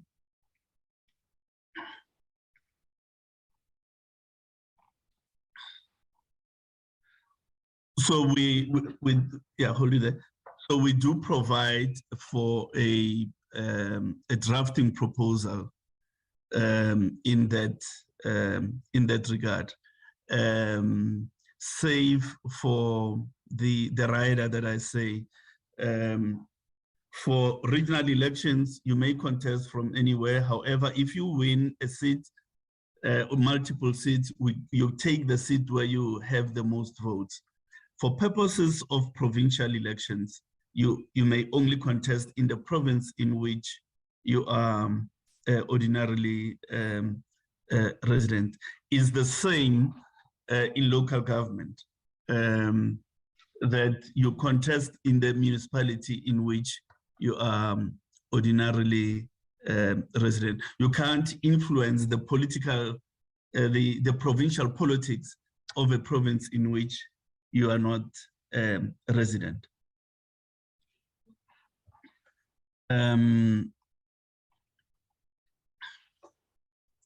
So that principle that we articulate there in paragraph 27 is that this principle must apply to both the nomination of independent candidates as it must to the nomination of party candidates, so that you maintain a parity of treatment between those two kinds of candidates in your electoral environment. We can go on to the next topic. electoral deposits. Yeah, let's hold it there. The current scheme is that the quantum of electoral deposits for different categories of contestants are prescribed by the Commission by way of regulation. The Commission proposes that we retain that arrangement, that ahead of the election, it will run a process, a public participation process with proposals on what is the deposit for a provincial legislature for national election, what would apply in respect of independent candidates for provincial and whatever. And having had and solicited public opinion and expert opinion, then make a determination. It is important that we realize that the determination may be different from one election to the next. And therefore, we need to avoid the temptation of setting that figures in the quantum in the Act and allow that to change from one election to the next, given economic factors and other political dynamics. These are deposits and not fees. And therefore, they will be returned to the participant if they secure a seat in the relevant election. If you, after the election, you secure a seat, you will be refunded the deposit. If you are unable to secure a seat, the money is then forfeited to the revenue service. Now, in the event the portfolio committee approves the use of supporting signatures, then it is proposed that the quantum of signatures be linked to the quota of the previous election in an equivalent election type, so that there's an objective mechanism offsetting the requirements of the signatures. Now, the percentage is not so much an important thing. The principle is the key thing here, that link it to something that is objective, and that is link it to the quota that was set in the previous election of an equivalent election type. That's really the principle that we wish to propose to the committee. Now, the number of ballots. Let's go a little up again. Thanks. The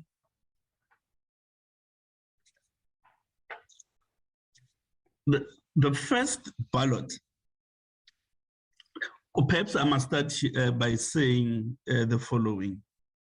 The Commission proceeded on the understanding that already a policy choice was made in relation to the distribution of the 400 seats in the National Assembly. Hence, what our input here is predicated on that understanding that a policy choice was, or at least a policy proposal is on the table, and that proposal is 200 regional seats and 200 compensatory seats. We did not understand the request of the committee to have been to reflect on the suitability or desirability of that policy proposition. Now, we therefore propose that we introduce a third ballot. So you have two ballots, one for the compensatory seats, and the compensatory ballot will be common throughout the national territory. So at all the 23,000 voting stations, that ballot will be the same. The second ballot is for the regional elections, because those, if you think about it, are unique elections in themselves. And a second ballot brings out that reality quite clearly, that it's a regional election. We electing regional representatives into the National Assembly. Therefore, it offers the voter greater choice, basically to say at the national level, this is my choice. At the regional level, this is my choice. A choice that could include that will include independent candidates. So it follows, therefore, that the second ballot would be unique from region to region, because different players may contest different regional elections into the National Assembly. So that's the second ballot. The third ballot, it's the current provincial ballot. Again, it stands to reason that that ballot would be unique in each of the 9 provinces. Can we go a little down?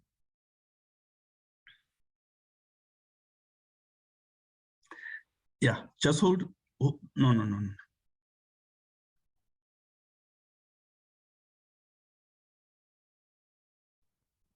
Yeah, yeah, that's fine. Now, the first issue that of the issues that the department and the Parliamentary Legal Service and State Law Advice dealing with is the issue of whether we retain the long range of region, or whether we use another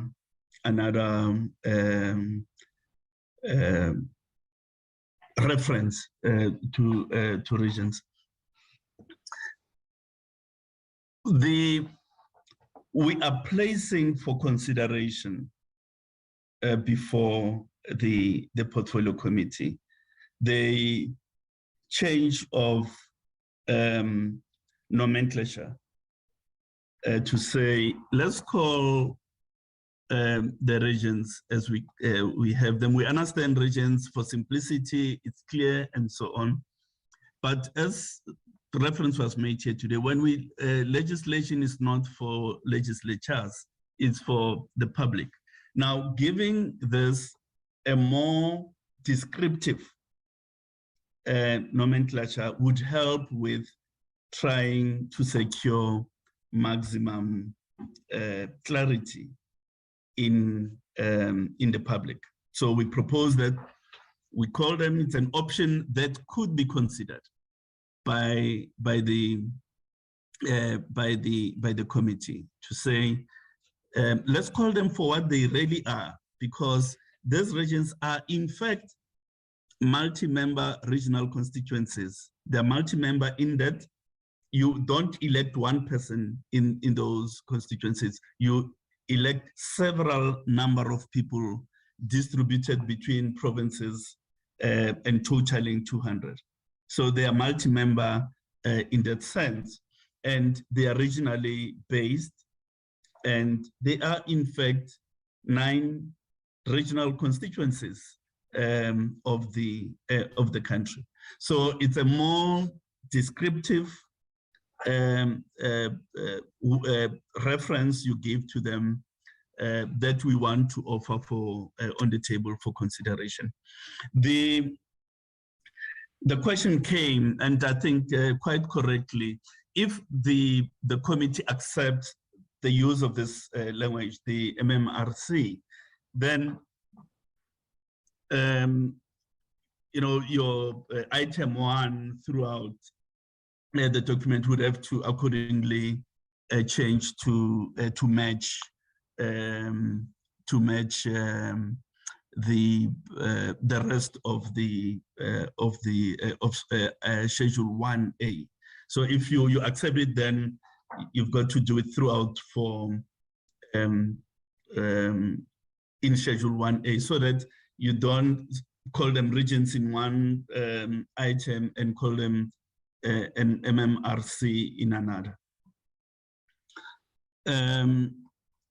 Chair, if that then is acceptable, item 25 of Schedule 1 in the bill would then have to be redrafted in a manner proposed in paragraph 31. I think we can go to the next theme. Yeah, hold, yeah. Yeah, thanks. Now here is the issue of which quota system do you apply. The current bill proposes for the regional elections a 3-part methodology. Our proposition was that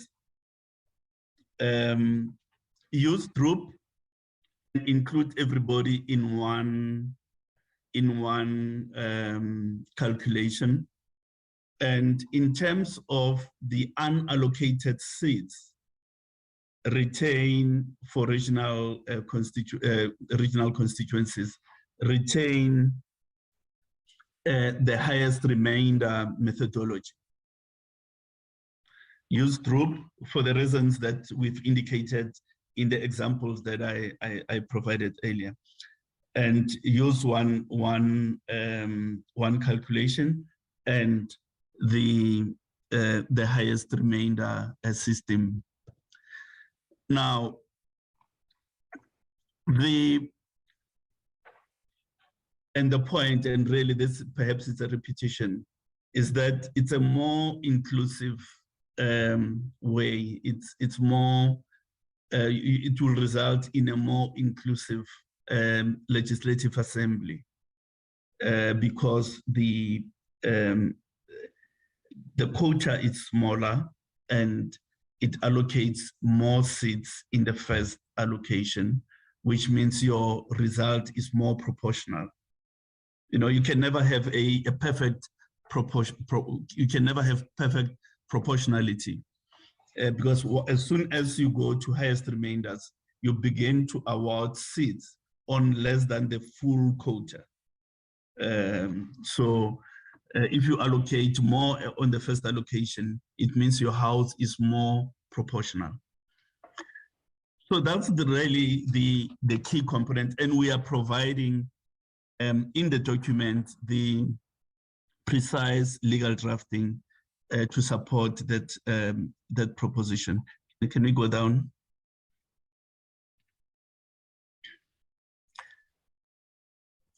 Yeah, go down.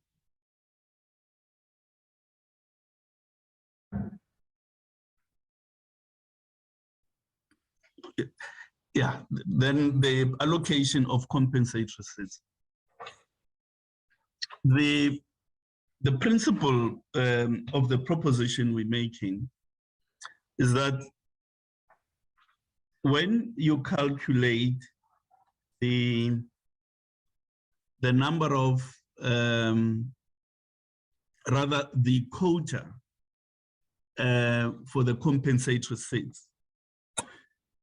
Although you are going to distribute 200 seats, but you have to work out of the 400 and then subtract what parties have already gained in the regional seats. In that way, you avoid distortions to your proportionality. If you do it purely on 200, you are losing your ability to restore proportionality, and you probably are going to fall foul of section 46, which impels us to get as close as possible to proportionality. So really the issue regarding the allocation of compensatory seat, it's a calculation methodology that tries to achieve or to get us as close as is possible to a proportional outcome, meaning the proportion of votes equal to the proportion of seats. So we propose to work out of the 400 seats minus the seats already gained in the region, the regional elections. I think we can leave that one at that, and we are providing a drafting proposal in that regard. Let's go further down.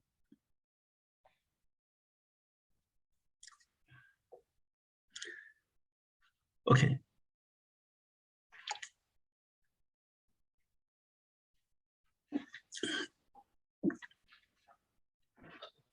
The provincial seats, again, we propose the use of group for the reasons that we've outlined and for consistency between what we do in the national election and what we do in the provincial election. And we provide them a drafting proposition to accord with that principle of using a group. So there is nothing more controversial, so to speak, so far as provincial seats are concerned. We can go to the next item.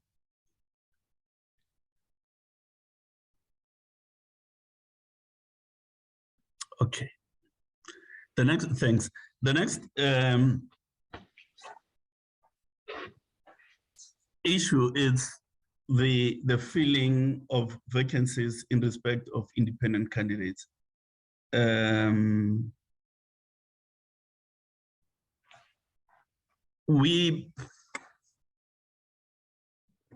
We propose that in filling the vacancies, a recalculation would have to be made at a point where a vacancy arises. That recalculation of the quota at that point will exclude the vote for the person who caused the vacancy and exclude the votes of the independents who already hold a seat, and a new quota for purposes of the filling of a vacancy would have to be done, which means there are certain practicalities that the Secretary of the Legislature would have to inform the Chief Electoral Officer, and then for that calculation to happen, and for a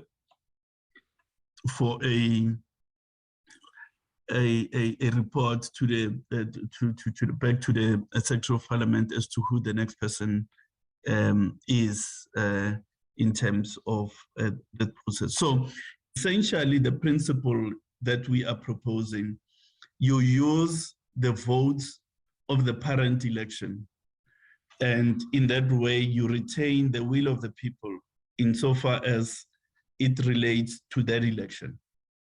you don't discard the results of the votes cast in the parent election. You use them to recalculate the quota, excluding the votes of the person who caused the vacancy, as well as the votes of independent candidates who already hold a seat in the relevant legislature. So really Israel is the way of determining who is second best in terms of the votes expressed in the parent election. Again, we're offering a drafting proposition to support that. Let's go to the next.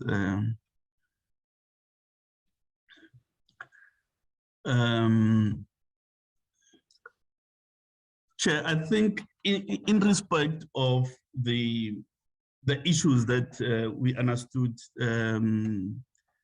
to be the ask of the committee, we've tried to address them in this document. There are additional issues that appear to have emerged from the discussions that we've had earlier. But this is as we understood it, you had a need to be provided with drafting proposals to support the propositions we're making in the various areas, and we've done so in the document. If there are other additional issues that emerge, depending on the nature of questions that you may wish to pose, we may be able to deal with them here and now, or the commission may have to retreat to go consider them carefully and revert. Chair, with your leave, I'm not sure if my colleagues would want to supplement maybe 1 or 2 points, and I'll turn towards Ndata Shiburi, and then I'll, through you, Chair, you can allow him to make a point or two.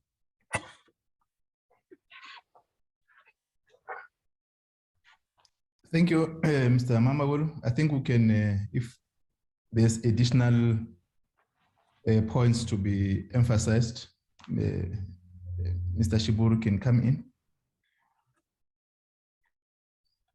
Thanks, Chair and CEO. Just to underscore one point, and we will resubmit a new document that has this new detail. I see AD is flighting an older version of the document. In the drafting notes, what we're proposing to arrive at parity in the manner that we treat candidates, whether independent or candidates standing on party list, is the following: that we permit both candidates to contest multiple regions. However, we restrict them as it relates to the provincial legislature election to a province in which they are registered. That is true for both independents as well as for candidates who appear on party list. And if that is acceptable, we will then propose a redrafting that gives effect to this in respect of party candidates, because the bill as it currently stands, it allows a candidate to contest. However, it places a restriction on independent candidates to be contestants in a province where they are ordinary residents, when there is no requirement for party agents other than just in the submission of documents in the current draft in section 27. That's the one point I needed to make to you. Thank you. Thank you. Okay. Chair, I just wanted to say that's all fair. Thank you very much. All right. Thank you, colleagues, for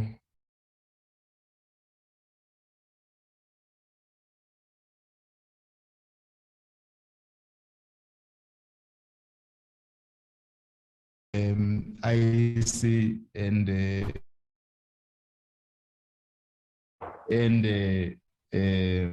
state law advisor. What we will do will allow members to comment and perhaps raise some of the issues. And I take note that there were issues which were raised earlier on by the, in particular, the DHA in the Parliamentary Legal Service that were referred to the IEC, and to some extent the presentation do as respond to those issues, though other issues may need to be further be processed by the IEC. We'll then just receive a written note on some of the issues so that we consider in our deliberation. And I think this process assisted to further give more deliberation at the level of the committee on the issues that were raised. It was a necessary a process that we're engaging on. I know that perhaps the minister or the DM may be tempted to tap into comments on some of the issues that are raised by the IEC or the legal team. I will give them that opportunity if they do so. And I will allow members to comment and raise questions for purpose of more deliberations on all the issues that are being raised in our next meeting. At least members will be given opportunity to go through on these issues. And we must re-emphasize that we know as the committee that these are not new issues that were presented. The presentations that were earlier presented by yourself, in particular, legal team, IEC, and DHA in responses from public hearings. You are taking from that point of the deliberations that are being raised. So I think that point needs to be re-emphasized, that it's a continuous reflection on the issues that are rising on the deliberation that we're engaging on. I will then allow members to make comments and questions. I will start with the Honorable Jose, Honorable Ross, Honorable Malekwa, Honorable Pillay, Honorable Van der Merwe. I got an apology from Honorable Modise. She will indicate if she's back. Mr. Matuns, you'll alert me if there are other members who are on the platform who may need to comment, who are not necessarily from the committee, but they're joining the meeting, so that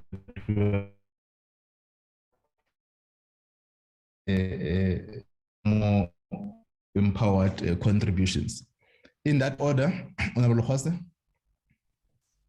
Thank you very much, Chair, and my apologies for not switching the video on. I'm experiencing a problem with my network. Chair, let me start by greeting all on the platform and really appreciate the presenters for having given us a lot of information on what we seek clarity on. But Chair, sitting here, previously we've been waiting for IEC specifically to bring more clarity to issues that we previously raised in the portfolio committee meetings. But Chair, where I'm sitting, I had questions, but after the presentation of the IEC, I honestly see a need for us to have a whole day engagement with the IEC, because sitting here looking at the presentation that they've just done, asking questions and leave it at there will not be doing justice to the presentations. Because also for us to reach to a point of concluding the work that we are expected to do, we honestly need to have clarity and more information So Chair, I will not be asking any questions at this moment, but I'm going to request that, especially that some of the information we just got now, we as the committee members be given a chance to go and thoroughly engage with these documents. And at least if possible, let's have, I don't know if I should say, let's have a physical meeting, or let's say let's have a whole day engagement, even if it can be virtually, with the IEC, so that we can talk on issues that they've been raising. And for us to have a full presentation and ask questions and comments, honestly, it's not doing justice. We must engage each other even when the issues arise, Chair. So where I'm sitting, that's my proposal. Thank you very much. Honorable Ruas.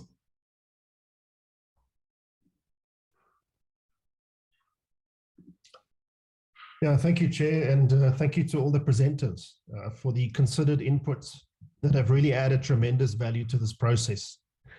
I think we're still looking for the IEC's advice on the signature processing. I know it was mentioned in response to the clause about the 3 months.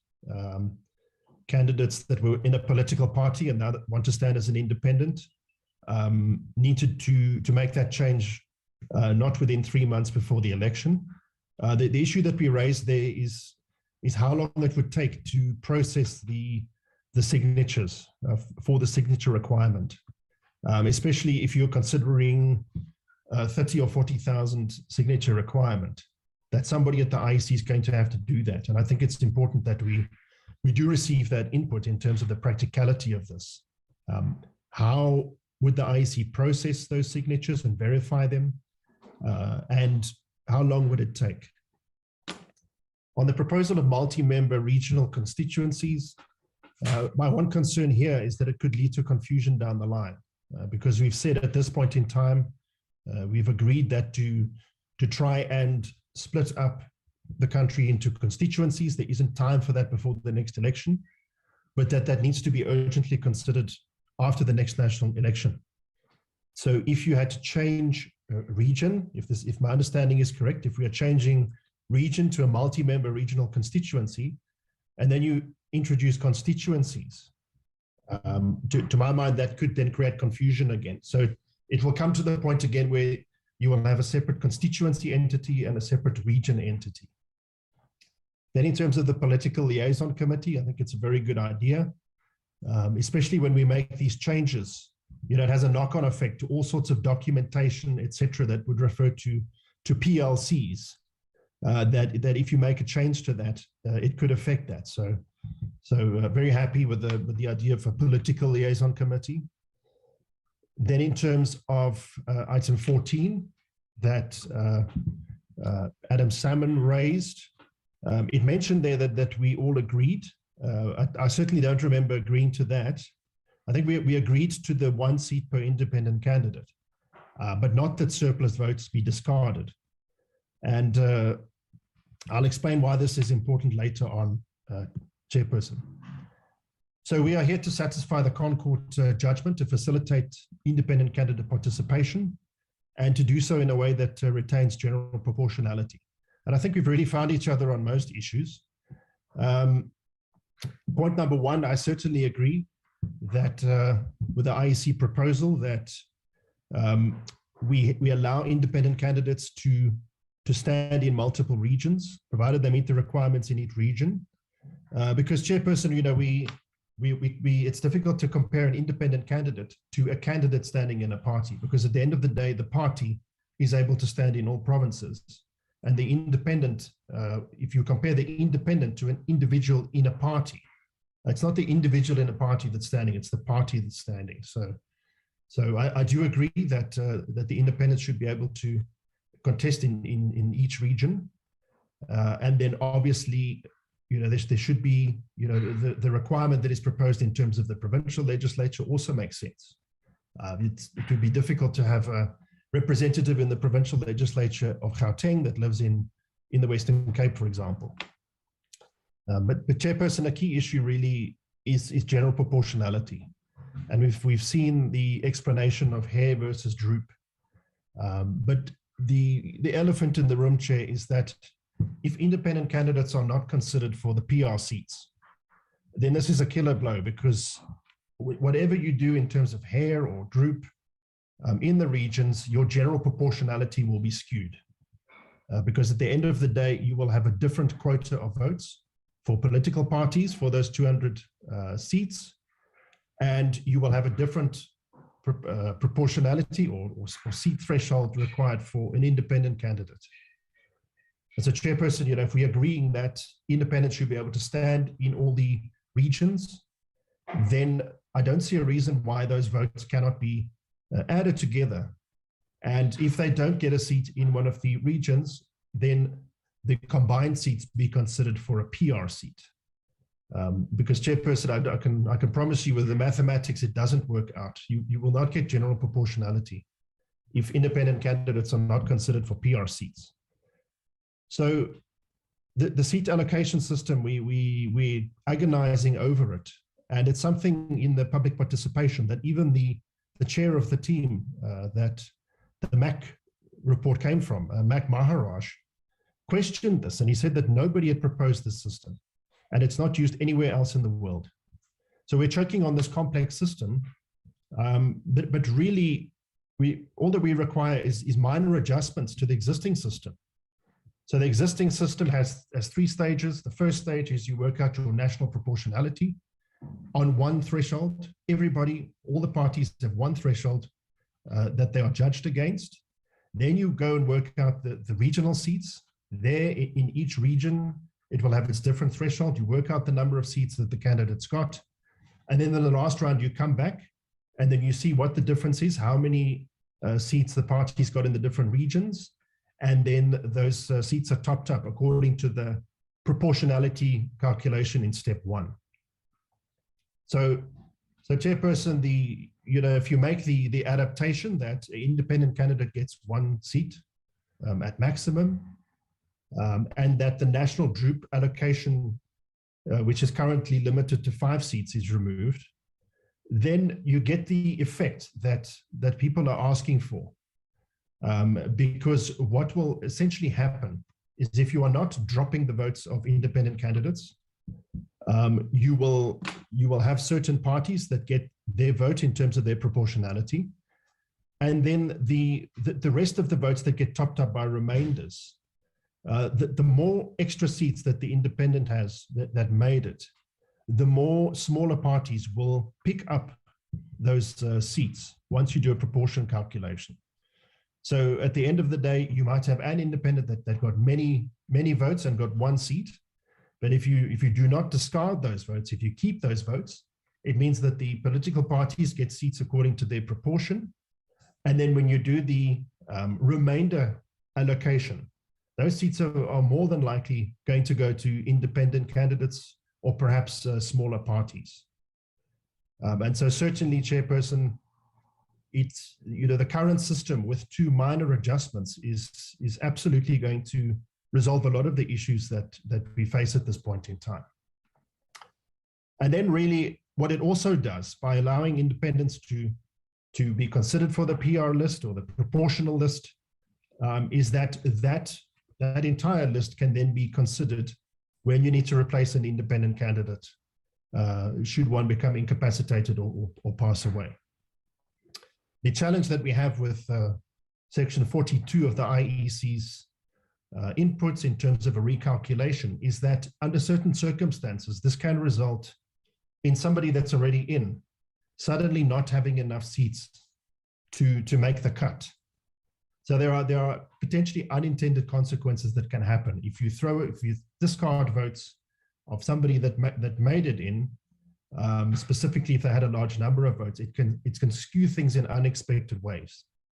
And so really by making 2 simple adjustments to the existing seat allocation system, you would in effect come up with a proportional remainder system, which could essentially give you a list.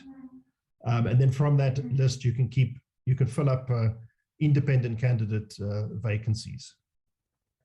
Then chairperson, we've requested the timetable from the IEC. I think in terms of the fact that we have been given an extension until December. I think it's very important to receive that updated timetable that the IEC provided to us at the very beginning of this process, where they just looked at the general legislative requirements and the timeframes that are involved, and then also the timeframes that they require to then prepare for the election. I think it's important for the general public, Chairperson, that everybody is comfortable that we are on track and that we also can measure against that timetable. How are we doing? Are we getting close to certain deadlines, et cetera, et cetera? That's all the input from me, Chairperson. Thank you.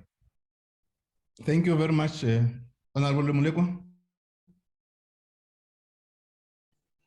Thank you very much, Chairperson. I don't want to waste time. I'm covered. Thank you. Thank you, Honorable Pile. Thank you very much, Chairperson. Let me first thank all our presenters and the stakeholders that have presented this morning. I think for me, this helps the process a lot because I'm just going to request to switch off my video, Chair. For me, this helps the process a lot because it gives us clear understanding, explanations, and being able to then chart a way forward. But the only challenge I have is that there was quite a lot of information for one to absorb this morning. And while I've heard you say earlier that this is nothing new, but when you listen to the presentations coming from IEC and Parliamentary Legal Services, it makes you start looking at things a bit differently in comparison to what we may have been discussing and hearing. And I think it makes a lot of sense now. So for me, I think we have approached it correctly to say that we would have enough and sufficient time to be able to discuss, deliberate, and then when we come in at our next meeting, we'll be able to make inputs. But yeah, I think there's one thing for me that stands out. It's about the regional / provincial terminology. My understanding from what was presented today is that we're actually calling a province a region, one. Two is that the current reference of constituency is actually speaking to a provincial legislature, whether it's in the demarcations of provinces, even through the different formulas that are being used, because what you do is you take the number of seats in that legislature and the number of votes cast within that province. So I'm just trying to understand why it won't be easier and much more feasible to then refer to provinces and legislatures the way you would refer to it as a province, or as a legislature. And then the other thing is, in terms of constituency, if we are speaking, and from the presentations I gather that we are referring to, and perhaps maybe there should be a question of clarity on whether it is referring to a constituency currently is a legislature, then it avoids the confusion that Honorable Roos has mentioned, which I think makes logical sense, because it may confuse people when you refer to constituency, because sometimes you would refer to constituency as a smaller block rather than an entire a legislature or province. The other thing that I want to be able to, I think there are other issues that I would obviously be able to zoom into as we go on. But the one particular one that I want to raise, Chair, is this methodology that is being used in terms of the highest remainder. I think it talks about the maximum of 5 seats to that effect. And perhaps we need to look at that specifically. And my proposal would be that we actually use, we stop that highest remainder methodology. And we should actually look at going straight into the average votes per seat. Instead of going to highest remainder methodology, we should actually go into the average votes per seat. For me, that will become a fair process. Then in response of what loosely is termed as surplus or wasted, and I don't think there's anything wasted, but surplus votes is not a new concept. And I think we must understand and accept that. In every election, whether it's provincial elections, national, whether it's local government, there will be what is referred to as surplus, because once the formula that is used for that election allocates seats, the remainder of those seats become surplus because it doesn't meet the quota or the threshold for another seat. And it means that you then become a surplus vote. And this happens to political parties. So there's no difference when it then happens to independents. And I think we must be fair to the process that it does exist and it's already happening. And I'm sure that it perhaps even happens in all countries. It's not just in South Africa. But also I think, Chair, there are some technical things that we might have to ask the relevant and pertinent questions to, in respect of IEC, in respect of even what DHA has been saying. And I'll be better prepared after having looked at it. I also would like to request that presentations that we've not yet received, if we can be able to receive that, so that we are able to then really unpack it. And for me, Chair, I think we need to start cross-referencing the different submissions so that we are able to understand it better and look at what the different stakeholders or role players are saying, so that we can be able to deliberate and reach finality. And before I end, Chair, I want to also say that what is going to be important for us as a committee, and I said this before, is not the fact that we have to rush or meet a deadline, but the fact that we have to get every clause constitutionally correct, legally correct, and also one that is going to be justified but fair in terms of citizens of this country. And when we do this, Chair, we must also take into cognizance the fact that we cannot disadvantage existing political parties or even the smaller parties just because we are accommodating independent candidates. I think it's going to be very important and crucial that we must be able to level the playing fields, but be able to give a process that is fair to everyone and a process that makes perfect sense in terms of a political stability within the country. So for me, I want to say that we will have time to be able to deliberate on it. The presentation should be sent to us. But also, I raised the one specific one that I zoomed into, and that is in terms of the methodology. My submission, Chair, would be that we consider using the average votes per seat and not the highest remainder methodology. Thank you. Thank you very much, Honorable Van der Merwe. Yeah, thank you very much, Chairperson. I have been largely covered by my colleagues, but I think first off to say thank you very much to everyone for the very valuable presentations. I only received one of the presentations, so I'm hoping that I will get the rest in due course.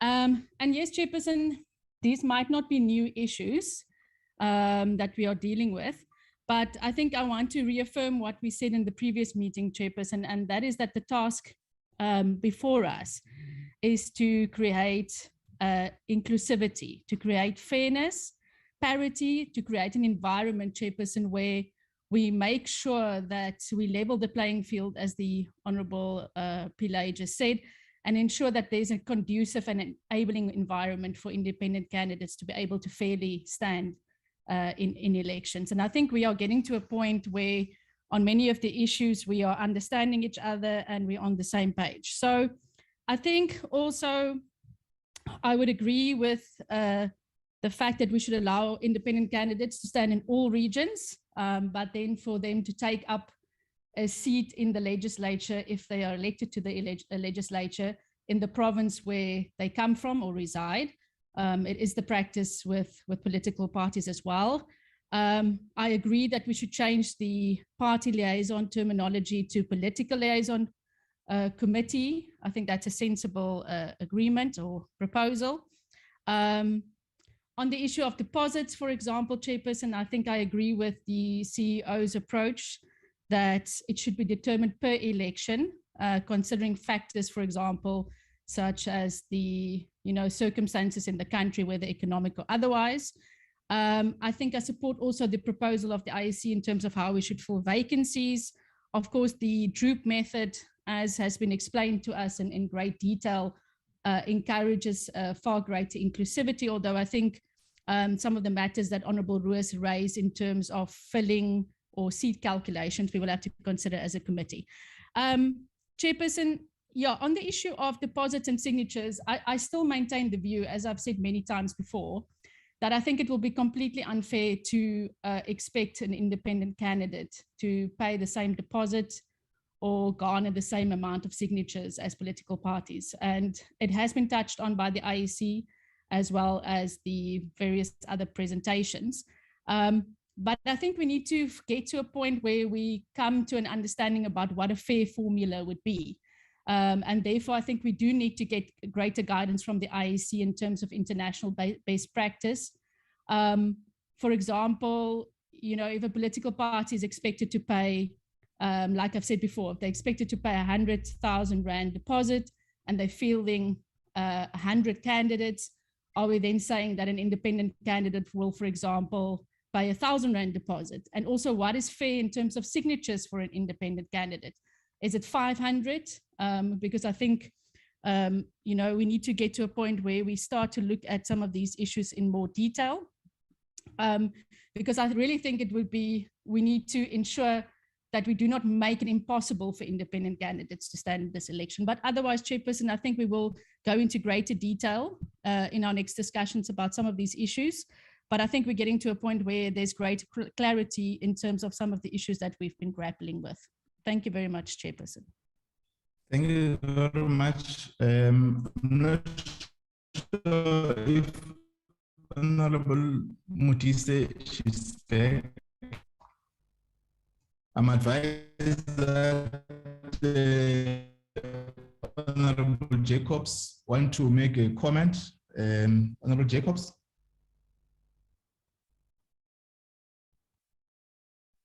Okay.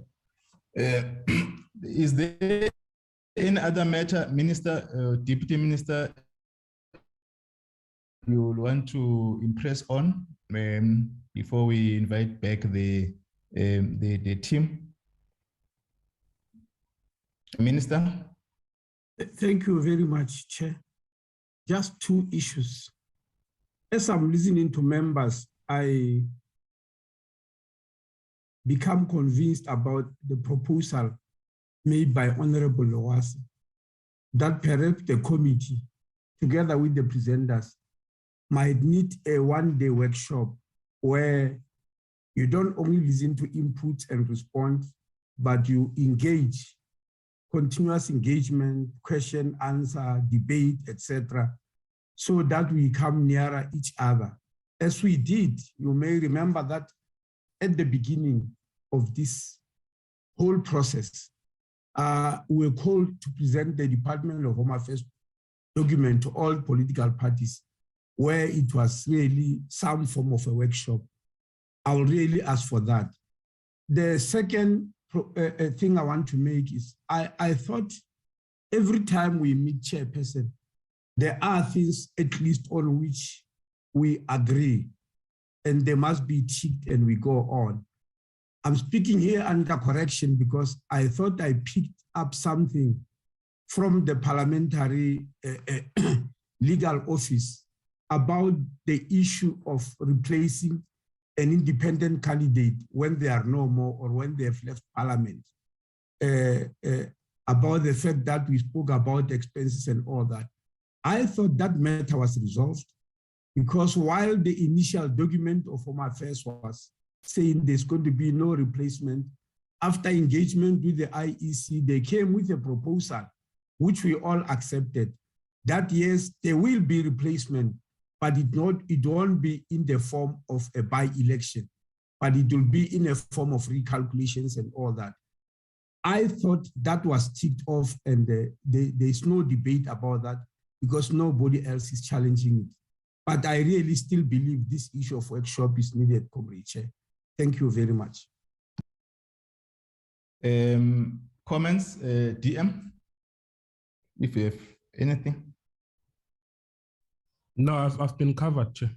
Thank you. Thank you. Let me establish if there's any response or not response per se, but comments as members have been raising.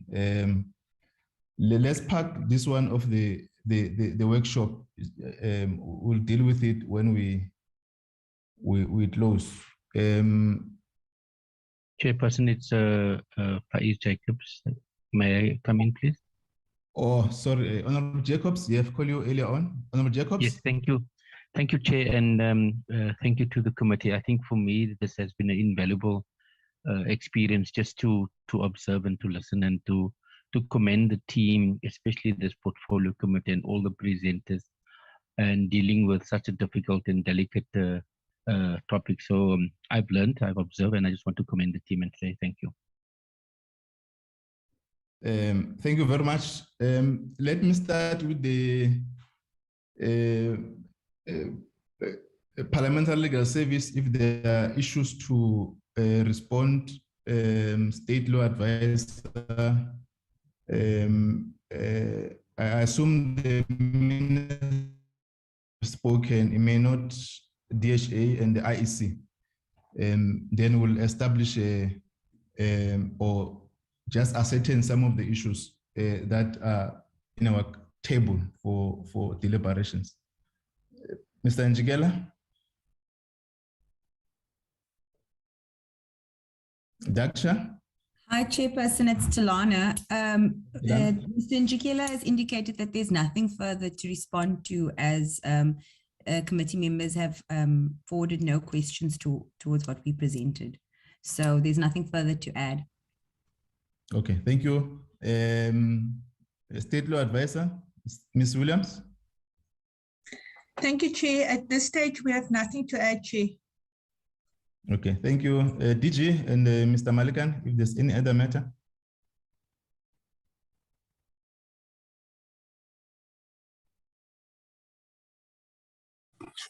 No, Chair, I am covered from my side. Okay. Commissioner Love, and you will then delegate to the CEO if there's a matter we want to comment on. Thank you, Chairperson, and thanks to the honourable members. I think that as you've already indicated, but also the ministers emphasised, this proposal by the Honourable Member Lekwase in terms of a one-day workshop, we would be very open to that, and we're in your hands in that regard. In terms of some of the additional items that we've been asked to give feedback on, such as an updated timetable and so on, and also the request by the Honourable Van der Merwe for us to make proposals in terms of the differentiation or the idea of a differentiation in relation to signature and deposit requirements. I mean, these are things that we can take back to discuss. But I think that some of the issues that have been asked for example, exactly how long signature processing for candidates would take. I think the issue here is it's an example of something that would require certainly a system development, which in itself takes time. And so in that regard, it might not be possible for us, if we had no system, it would clearly be a very manual process and probably quite unworkable. So, Chair, I'd like to just invite Commissioner Moyepia to see if he has anything to add, and then the CEO may want to respond now or at a later stage to some of the other questions. Commissioner Moyepia? I do not have anything to add, Chairperson. Thank you very much, and good morning to you and the team. Thank you. Through you then, Chair, if I could just hand over to the CEO. Yes, you can proceed. Morning, Commissioner Miabza. Okay, thanks to Chairperson of the meeting and Vice Chair of the Commission.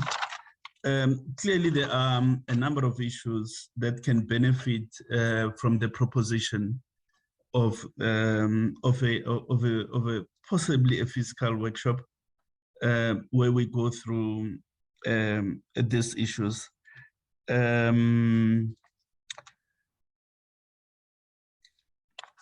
Some of the points that are the table will require that we get into a little bit more detail, and therefore hence our support for the proposed workshop. I don't think we can achieve a lot trying to explain them here and now.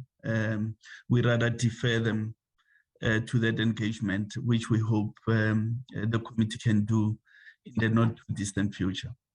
Thanks, Chairperson, and thanks, Vice Chair. No, thanks very much.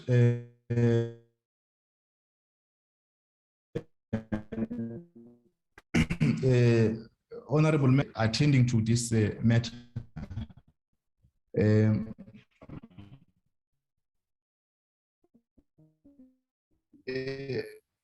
Note the process of interacting with this electoral amendment bill.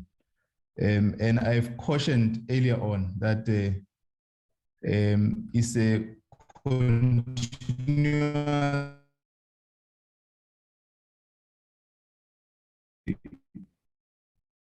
responses of public hearings and the dilemmas matter.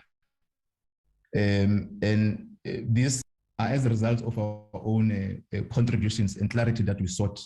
Hence, the commission and the legal service and the DHA came back to the committee, and they were careful in terms of the policy choices. They were not attempting to get into that space. So it gives us, as the committee members, to further deliberate on the issues that we have started to engage on. Earlier on, in terms of the recapping of our presentation and deliberation, I have indicated that differences which were articulated by members, and I make reference to Mr. Salmon, who indicated that 2 or 3 members may have agreed or differed on this matter or in favor on this subject, and that are rising in terms of the amendment.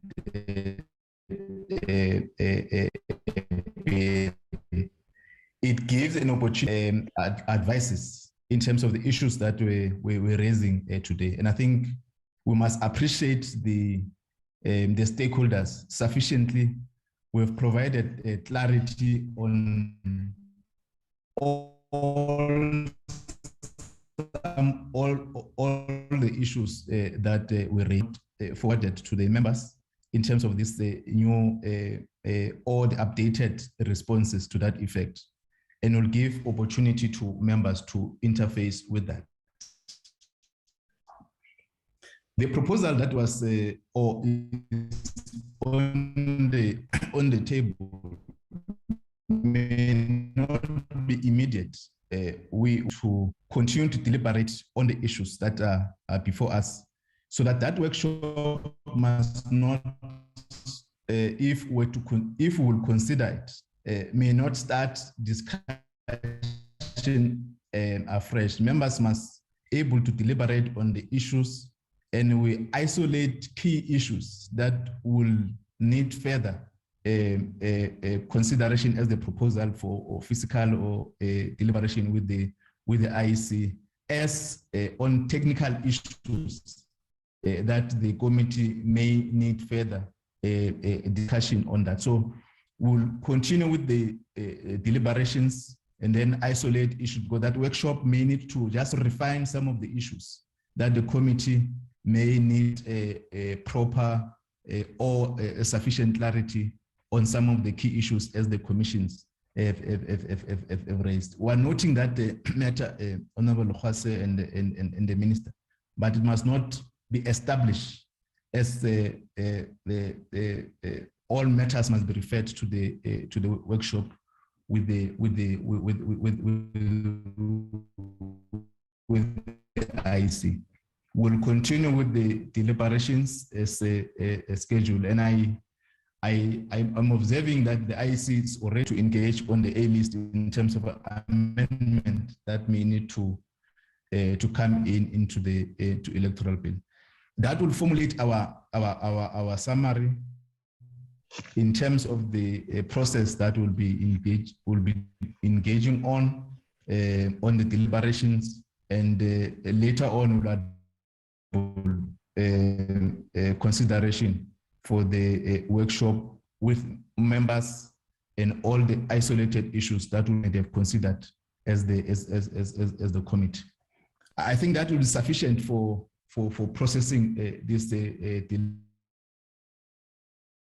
been raising and the comments that we'll be raising. The last point is that Minister, we were careful, the committee, and I think you are persuaded that the decisions that were taken, there's understanding in terms of the areas where members may have consensus on, and this recapping and noting both ourselves and the content advisor in the meetings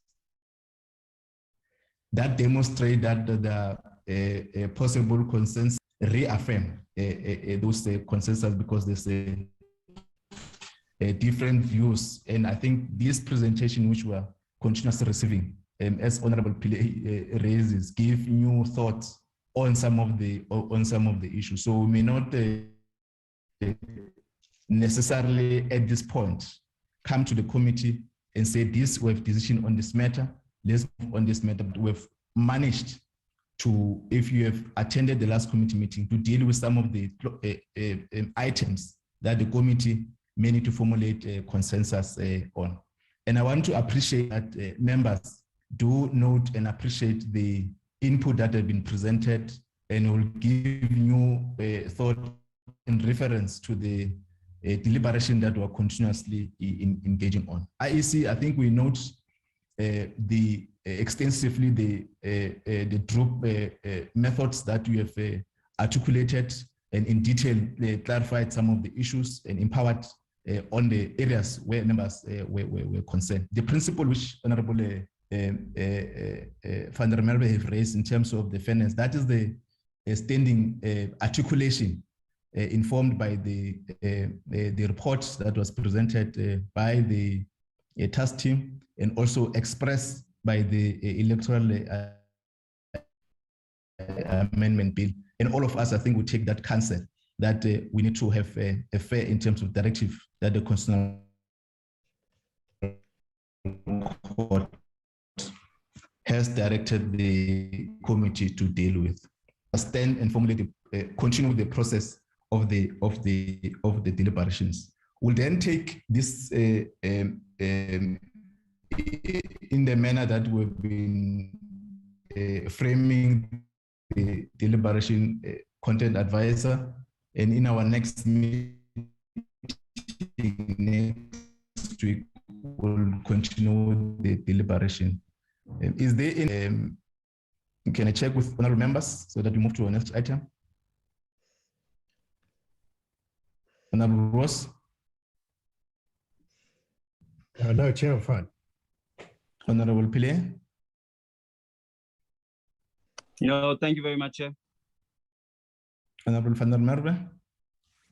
No, Chairperson, we are happy with your summary. Thank you, Chair. And also just to support the proposal for a workshop. Thank you. Thank you, Honorable Hassan.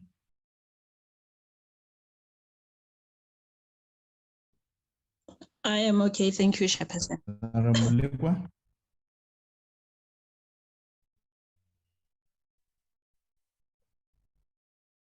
Okay. Now I will invite Honorable before we get into the next item.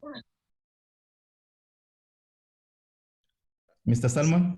Yeah, thank you, Chairperson. Sorry, you cut out there for a second.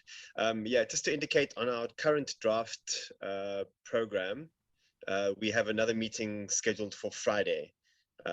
So you just mentioned the next meeting was going to be next Tuesday. So I just wanted to know if we're still going to continue with that Friday meeting for deliberations. No. Oh, okay, noted that point. I think I was, I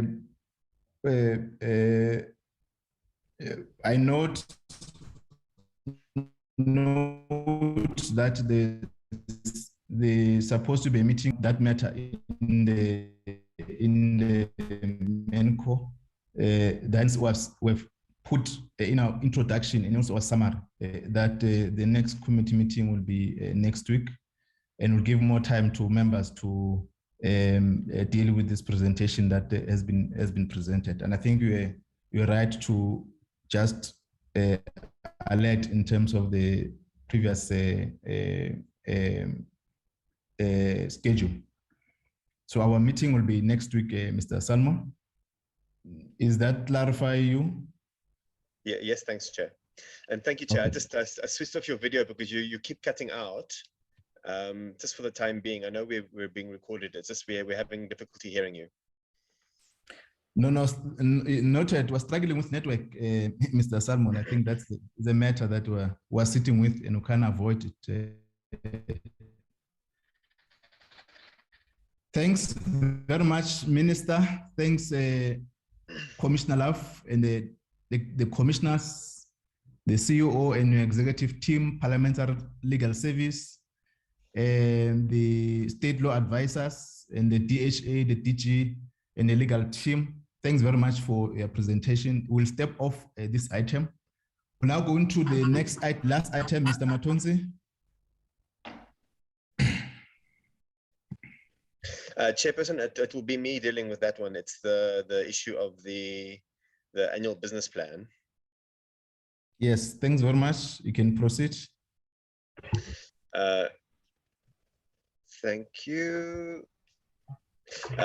Chairperson, just to indicate, we based on the members' input in the last meeting, we said we would wait for any additional responses from the members. We received no additional responses, and all the issues that were raised in the last meeting by the members, we've endeavored to include this as part of the third term program. So for instance, having a workshop, full day workshop with the DHA on all the outstanding issues is being made part of the third term program. So the annual business plan remains largely the same. Again, it's just an overview type document, and we've got the outstanding recommendations there from our budget reports and our annual performance plan review of the entities. So the plan has remained largely the same, and we've just endeavored to include the members' recommendations as part of the committee program. So all that's left for us to do is just to adopt the report, and then we'll endeavor to include all these things as part of our program. Thank you, Chair. No, thanks very much,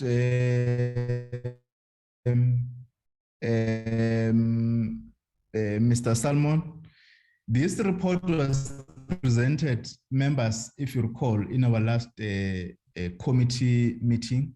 We dealt with some of the issues. We requested members to comment. In the framework of the presentation, we do present this for your consideration adoption as a working, and you know that we've singled out that we'll have a physical meeting in terms of the program next time, late November, late September or November, to meet with the Department of Home Affairs to deal with some of the key issues that we're collectively with the department working on since the 6th Parliament. As you know that the term of office ends possibly next year, and we had to begin to highlight the legacy report.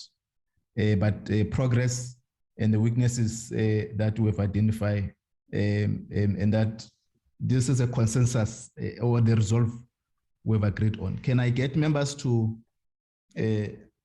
note the report for adoption?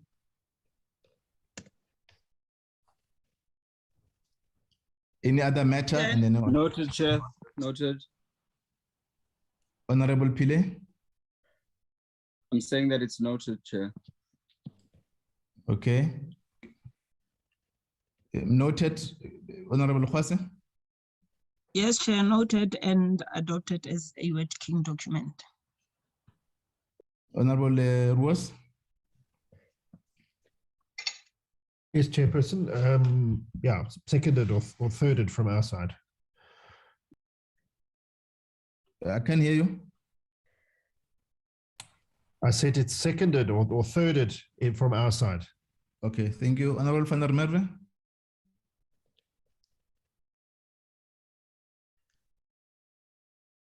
Any other opposing view? If there's any other opposing view?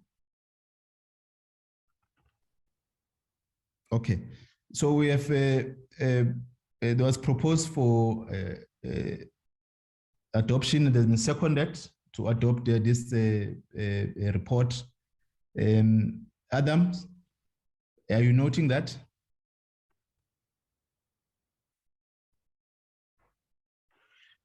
Noted, Chairperson, yes.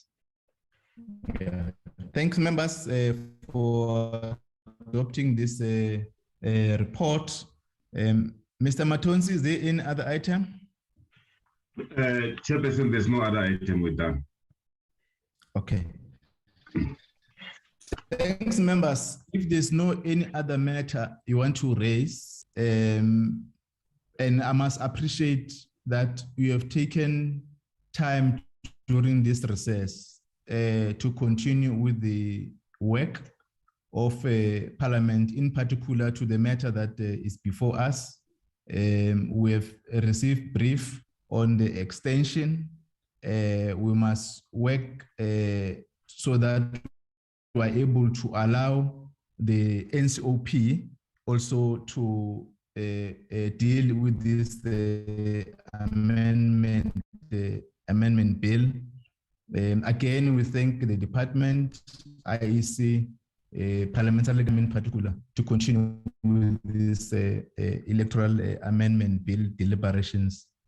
The meeting until next meeting will be communicated by the secretary, which will be next week. Thanks very much. The meeting stand adjourned. Thank you, Chair. Thank you, Chair. Thank you. Bye-bye, everyone. I get you by phone now, Chair. Can I phone you immediately? Thank you, Minister. Yes. Yes, I've been chasing you. Thank you.